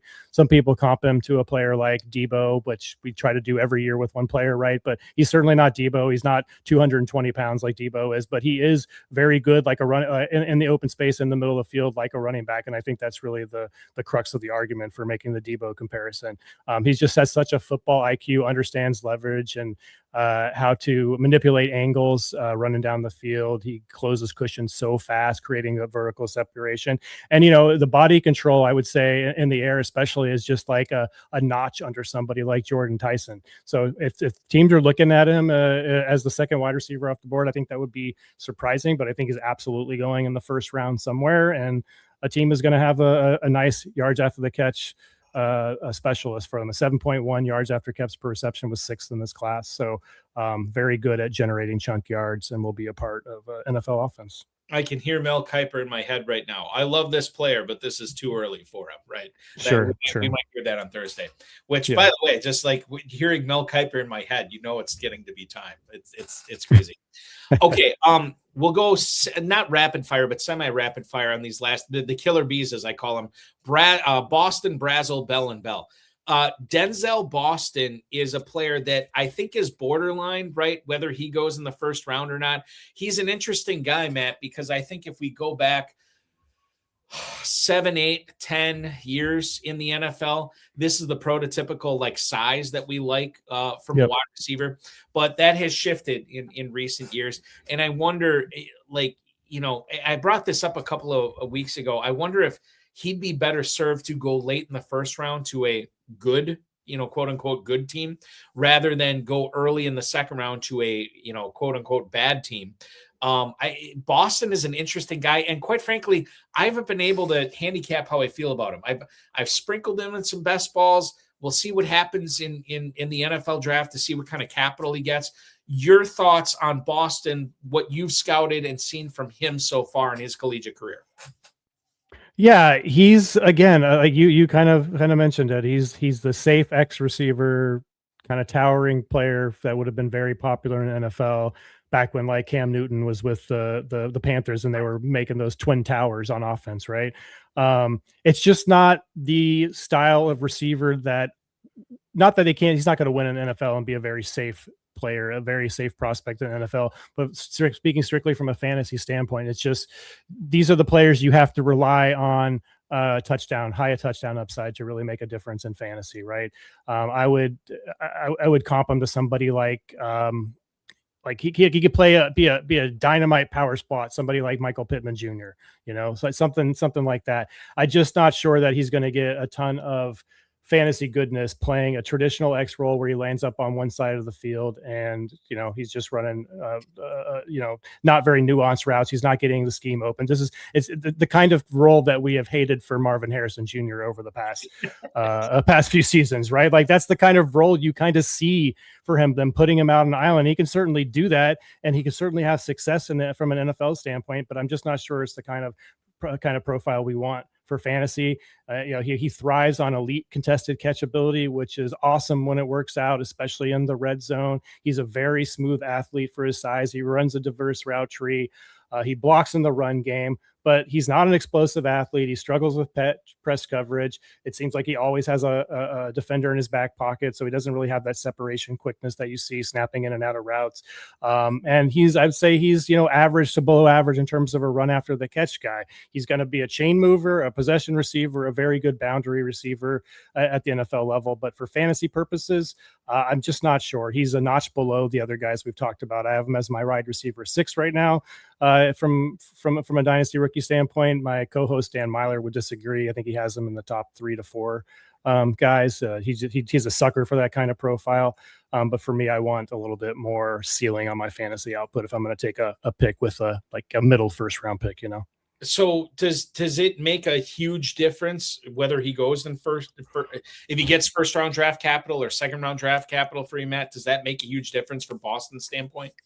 I mean, I think he has more potential to fall than he does to go to rise, if that makes any sense. I mean, if he ends up getting, better draft capital than one of those top 4 or 5 guys, 5 being Omar Cooper, then maybe we have a conversation there, but he's probably not moving too much because he feels like the last, quote unquote safe guy. Once you get past Denzel Boston, you're looking at, for me, Bryce Lance, Skylar Bell, Jeremy Bernard, Antonio Williams, Elijah Sherrod. Once you get into that tier, you really feel a lot less confident that they're going to have immediate success at the NFL level. Moving on to Chris Brazzell, Tennessee wide receiver. I know this is like, I don't know what this is like talking about politics at Thanksgiving dinner, right? When it comes to Brazzell, and we try to figure out what he is in fantasy football. I don't know, man. I know what his size is. I know he led the SEC in receiving last year, but I know it's Tennessee. How do you sort of separate what he did in college to what he's going to be at the next level?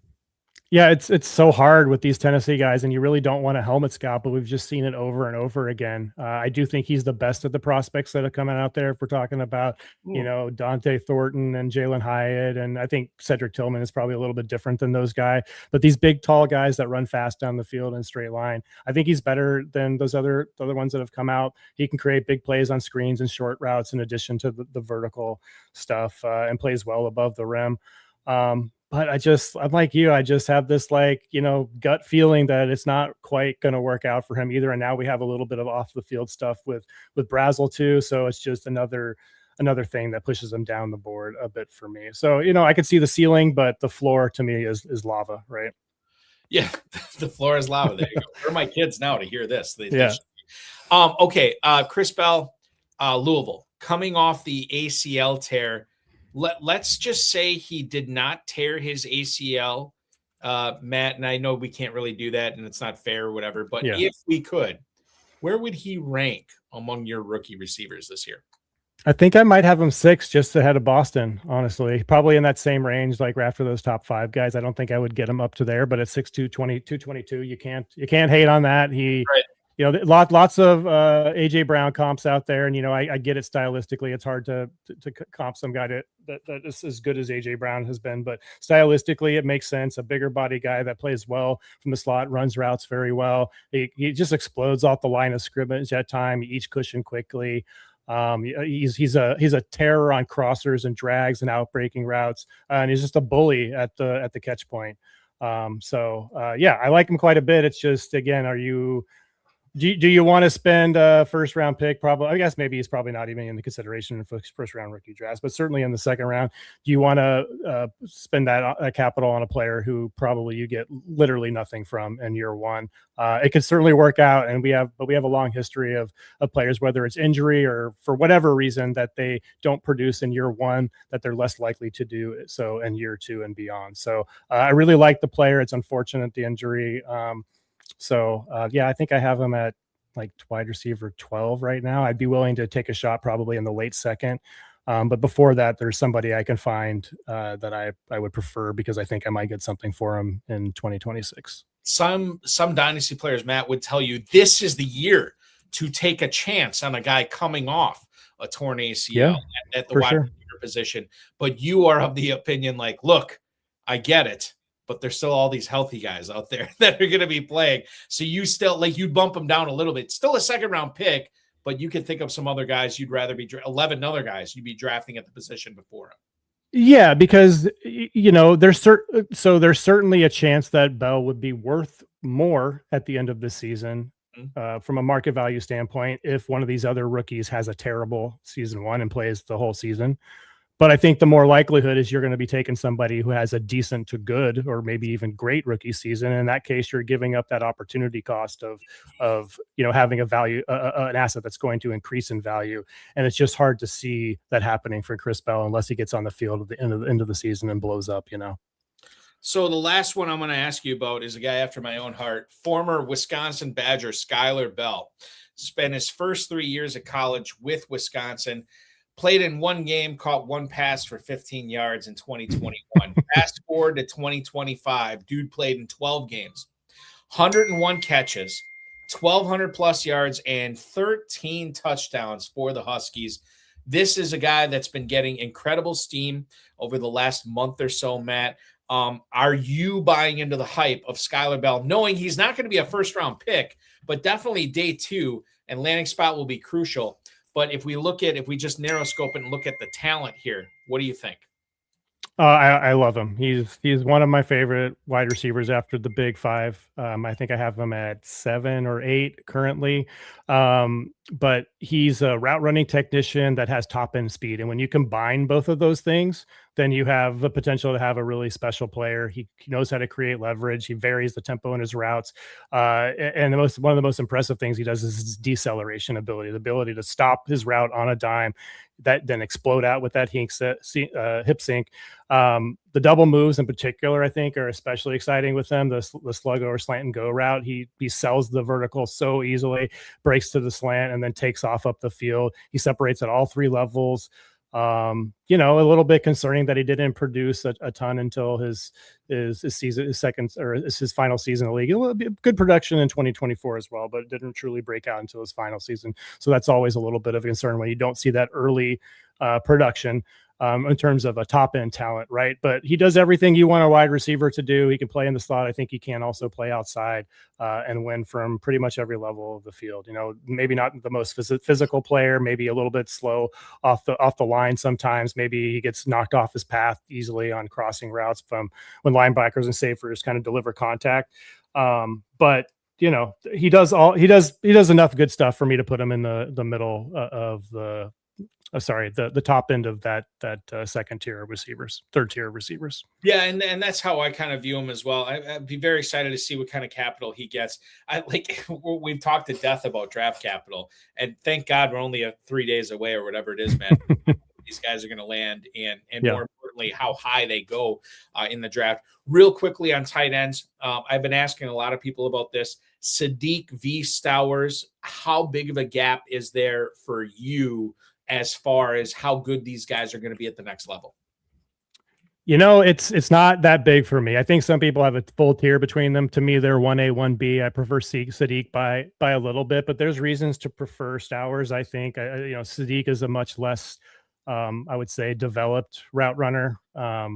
He's such a good blocker that I worry that he might get the OJ Howard treatment where we think he's going to be this elite fantasy option, but he's so good at blocking that he gets held in line too much to really be a consistent fantasy producer. So there's a little concern of that. But then, like we talked about with Stowers, maybe he doesn't have the blocking ability to be on the field enough and really reach those upper end snap shares that we need. So there's enough good with both of them and enough bad with both of them to keep them pretty close to me. I know that Sadiq had just destroyed the combine, right? But Stowers had a very, very good combine as well. So they're very close to me. And I think they're both into the first round picks. I think the 1, 10, 11, 12, and once you get into that, that really outside of those top 5 to 6 receivers, I think they should be in consideration for you.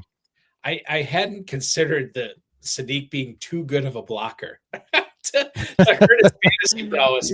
But you're right about OJ Howard. I mean, that's to him, So God, it just goes to show you, no matter how many great minds we have on the show, I'm always learning something and considering something I hadn't before. We're going to take our final break. I know we only got a few minutes left in the program. When we come back, which is going to be less than a minute, Matt Price from DLF is going to wax poetic on some of these running backs.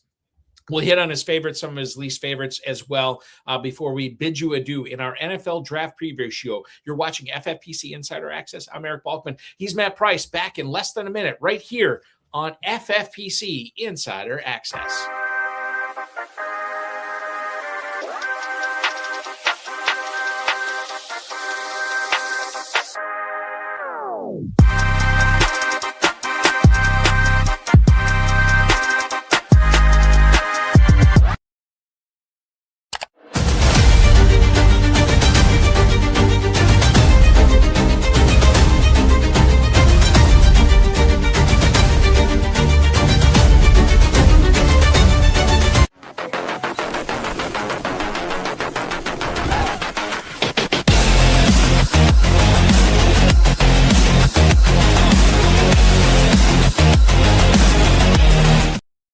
FFPC Insider Access rolls on. Last segment of the show prior to the NFL Draft. Matt Price at Matt Price FF from Dynasty League Football at DLF Football, as it were, on X. Joining me tonight to talk about our rookie preview. I'll lead things off here with running backs. Listen, I think the wide receivers and tight ends are more exciting to talk about this year than the running backs, but there are some interesting players. Jadarian Price probably will shock nobody if he is the number 2 running back drafted. What kind of draft capital do you think he gets, Matt? And how good of a pro do you think he's going to be at the next level? He's a tough one, I think he's pretty much everybody's running back too. I don't really want to take him in the first round of rookie drafts. If he does land where everybody's projecting him to go in Seattle, it does feel like a very perfect fit for him. So maybe he's in consideration at that point if that does come to fruition at the 32nd pick.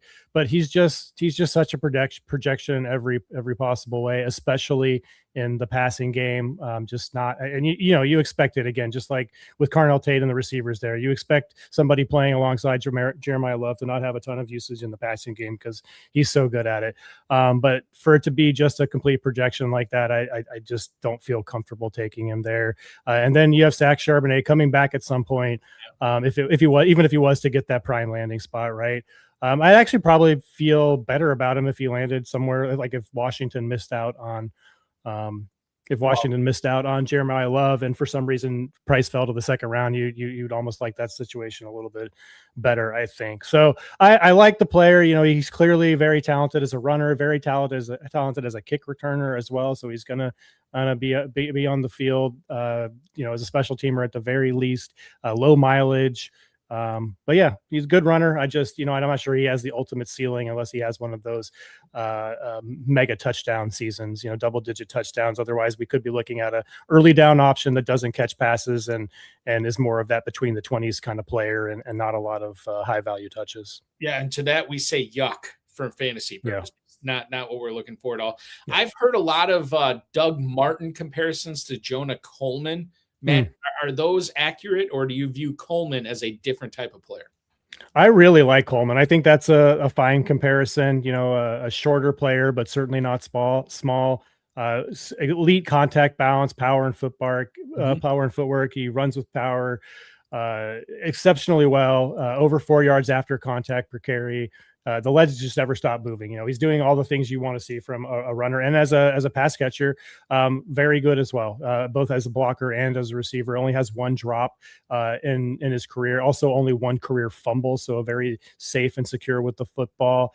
The question mark with him is athleticism, and we know that athleticism really translates for the running back position, and we just have no testing data for him, right? So you have to rely on what you see. I think it's pretty clear he doesn't really have a quick step or long speed. He doesn't really have that second gear to turn on. But very shifty between the tackles, very reliable, going to be somebody that coaches love. So I just, what's the ceiling for fantasy? I'm not sure. He's going to need to land in a perfect landing spot where he can truly be a major part of a committee. I don't think he's ever going to be a true workhorse in the NFL, outside of, filling in for injuries and that. I certainly think he could handle the load in like a 4 to 6 game window, something like that, or maybe longer if the starter was to go down. But he's not somebody who you're going to be confident in at the end of the season saying that he is a locked in starter for the next 3 years. I just don't know if we're going to get that level of confidence with him. Not that I want to keep harping on the Seattle running game, because I know they want to trade down, right? And they have 4 picks. What happens if they trade down from from their 32 spot, and then Mike Washington is there at the end of the second round? Your thoughts on not only Washington to Seattle, but how much of a believer you are in the athleticism he showed at the NFL Combine, Matt? Yeah, he's so tough. Like, I would say cue the X-Files music. I like Fox Mulder. I want to believe in the alien that is Mike Washington, but you're Fox Mulder. I'm Dana Scully. This guy is not going to happen. Keep going. As tantalizing as the size and athleticism is, he just is not very good at the running back position. My least favorite thing that I see from running backs is when a big guy plays incredibly small. And there are positives to that. Like, he can get skinny through the hole and make himself smaller through that in that regard. But when he drives into contact, he does not accelerate into contact. In fact, he kind of slows down and turns his shoulder a little bit. And when that happens, you open yourself up to getting the ball punched out. And Mike Washington, I believe the number is 1 fumble every 51 carries. That's not good enough. That is not good enough in the NFL. We do have backs that clean up those fumbling problems. Tiki Barber is the classic example, but it does not happen as much as you think it happens. In fact, I'm struggling to think of one recently that has gotten better, significantly better in that regard. So, you love the talent. You can see it coming together if it does in the very pristine situation, but he's just doesn't. He's more athlete than running back. I guess I would put it that way. I'm not sure that's what we're looking for. Well, I'll tell you this: a guy who is more running back than athlete, and it was shown at the NFL Combine, was Emmett Johnson. This is a guy that I'm trying to think of the good example, like where he just kept losing at every single thing that he tried, and yet he kept trying. He kept going. He kept going. And I'm of the opinion this is bad. This is detrimental to him. I know there's a lot of pundits out there that say, no, this is a good thing for him. We don't care about all that. Now we care about what he's going to be at the next level. And I think Emmett Johnson, we could say this about any of the running backs here, but if he falls in the right situation, he could be a very exciting player to own in fantasy as an RB2 for the next 3, 4, maybe even 5 years of his career. But what do you think Emmett Johnson is going to be once he becomes a pro football player? I think he's got a very, very wide range of outcomes. I think base level, we're talking like a James White, Kenneth Gainwell kind of player. At his upper absolute ceiling, maybe we get like something like an Aaron Jones, Austin Eckler, a player that is so good in the passing game. And really for fantasy football, at the running back position, we want pass catchers. We need pass catchers to really hit that ultimate upside. And he's probably the best one in the class at that. He lined up in the slaughter out wide on 18% of the snaps. So he's out there playing wide receiver at times. Is a 19.2% best season target share. 92 career receptions. He's very good on wheel routes and swings and screens. As a runner, he's absolutely shifty enough. He just knows where to go with the football. He's got, I would say, elite vision. Like he sees lanes so well and so quickly, especially the cutback lanes. He has a jump cut that's really nice to get him started. All of that said, I should say also a 27.5% missed tackles force rate, which was second in the class, and only 8% of his runs failed to gain yards, which was first in the class. And when he was hit at or behind the line of scrimmage, he gained yards on 75% of those, which was also first in the class. However, he goes down on first contact far too often. Out of 62 eligible running backs, he was 55th of those with at least 140 carries and yards after contact per attempt at 2.95. He's not big. He's not powerful. He's not fast. He doesn't make a ton of plays after contact. He struggles a little bit in pass protection. So a lot to like from an offensive point scoring standpoint, But is our NFL running backs or NFL coaches going to want to give him enough opportunity on the ground in addition to the pass catching ceiling to really kind of give us a floor to work with as well, right? So wide range of outcomes. Really, really like the player. He's my third running back 3 in the class, but you see enough there that maybe he doesn't reach that ultimate ceiling. Yeah, it very well could happen. Matt, I want to wrap up tonight with the Penn State running backs. A dichotomy I cannot remember seeing. A player in Singleton, Nick Singleton, who was like the pride of Devy guys, 3, 4, 5 years ago, whatever it was. They loved Nicholas Singleton. And then he had a great freshman season, really never took off from that, and kind of just checked out of this season. Yeah. Because of, again, I'm speculating. I'm not Nick Singleton. I don't know what happened, but I could totally see why he would be disenfranchised with the way the Nittany Lions season went this year. And then you have Carnell Tate, a guy who is not athletically blessed the way that Singleton is, but he does the weird, but he does the finer things of playing the running back position the right way. And he is Penn State's all-time leading rusher, which is crazy to say. Insane. True. Yeah. It's like Emeka Egbuka last year. Ohio State's all-time leading receiver, but it's true. Singleton versus Allen this year. This is the last question I will ask on this show prior to the NFL draft. Draft capital will, have to be assessed afterwards. But when you look at these players in a vacuum right now, wouldn't you rather own Singleton because of the athletic traits, or would you rather have Allen in your rookie draft because he just seems to have more of a natural feel for the position? Yeah, I would go Singleton because I'm more of a ceiling kind of dynasty player. Like I want somebody who absolutely, if you hit on that player, he has a chance to be an every week starter for you. And I do think Allen is very solid. I just don't think he has the ceiling that somebody like Singleton does. He doesn't have the straight line speed, the pass catching prowess, I would argue. Carnell Allen is not a slouch in the passing game, but he's, to me, is the more of the early down player. And Nick Singleton, if he does hit his ceiling, he could be absolutely be special. It's just like you said, like he came out so hot as a freshman and he just never really got better. So that is a major concern. And then of course the injury, I think was it at the Senior Bowl, I believe. Yes. That crushed him. Like you really wanted a player like Singleton to hit the combine and show off all that athleticism, which we know he still has, but I think that certainly has reduced his attractiveness to NFL teams. I've seen him go in recent mocks as late as like the 5th, 6th, 7th round in some cases, which at that point I think he's a value for both an NFL team and a fantasy standpoint. But I'm not sure either of these guys are long-term dynasty starters. But shoot for the ceiling, shoot for Nick Singleton if you're going to pick one. I'm going to tell you this right now regarding Nick Singleton. There is not one person in America who plays dynasty fantasy football. There is not one person in America who is a fan of NFL football where their dynasty fantasy football team or their real life, whatever NFL team they're a fan of, if they take Nick Singleton, everybody's going to be like, oh yeah, baby, here we go. The price is going to be so low. And the ceiling with Singleton, he's going to be that classic, let's just see what happens. I'm very excited. Get him on the Packers, man, behind Jacobs. Jordan Reed, I think from ESPN, had his final 7-round mock draft, and he had Singleton in the 6th round. Oh, nice. It was nice. Singleton and I think I'm probably butchering this now, but I think he had Singleton, and I think he had the Arkansas quarterback Green. Is that his name? Oh yeah, Taylor Green. In the same round. I'm like, oh my God. The Packers fans go crazy for that.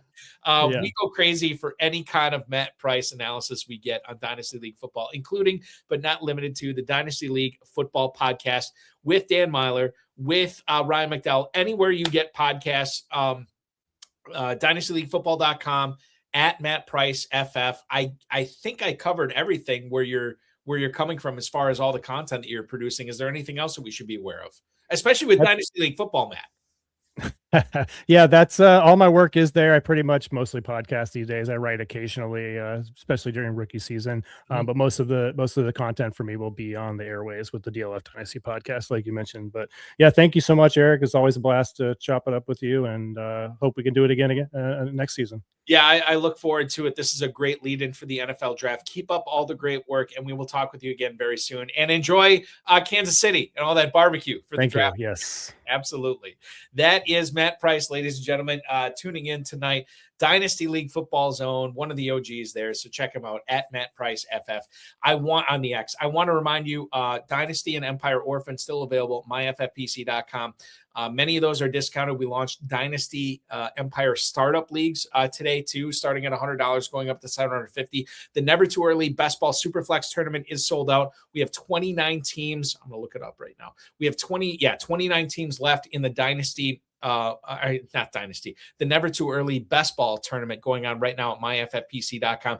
Get in while you can. Once those leagues fill up, that's good, or that's it. We don't have any more because the NFL Draft is the cutoff for this tournament. $40,000 grand prize, $125 to enter. The Big Gorilla $1 million grand prize. Early Rampage tournament going on right now. 2 tournaments for the price of 1, plus the 7 Bananas promo where you can earn free FFPC teams just by luck of the draw. MyFFPC.com is where to go for that, as well as the Baby Gorilla. $125 to enter a $100,000 grand prize. So if you've always wanted to play high stakes fantasy football and you're not, I don't want to do that high of an entry fee, get it for $125. Take your shot at $100,000. It's going to be a lot of fun this season. MyFFPC.com. I want to thank Matt Price for coming on the show tonight. We will be back at 7 p.m. Eastern time. We go back to Thursday night, next Thursday. Player profilers Johnny Tuma will join us to talk about all the final landing spots for all these rookies and so much more. I am Eric Balkman. This has been FFPC Insider Access. Enjoy the NFL Draft, everybody, and we will talk. Oh, I should mention this too before I sign off. We will have a high stakes fantasy football hour live at 10 p.m. Eastern time this Wednesday. It's going to be a lot of fun. We will be joined by, I believe, I'm going to butcher this now. I think he's a 7-time FFPC Dynasty League champion. I could be wrong on that, but Tom Weaver is going to join us for a special NFL draft preview episode. And then I cannot reveal the guest yet, but we will have a special announcement on Wednesday night on the HSFF Hour. We'll have a special announcement on who our guest will be. We are recording right after the first round ends on Thursday of the NFL Draft, and we will put that episode out Friday night at 10 p.m. Eastern Time. Special KFFSC announcement, special announcement of who our guest is going to be. You'll have to tune into Wednesday night to find out who it is, and trust me, it'll be worth it. So that is your schedule this week. You had insider access tonight. On Wednesday night, HSFF Hour, and then on Friday night at 10 p.m. Eastern Time, extra reps with Farrell Elliott, me, and a special mystery guest. That is going to do it for our show tonight. This has been FFPC Insider Access. Enjoy the NFL Draft, everybody, and we'll talk with you again on Wednesday night.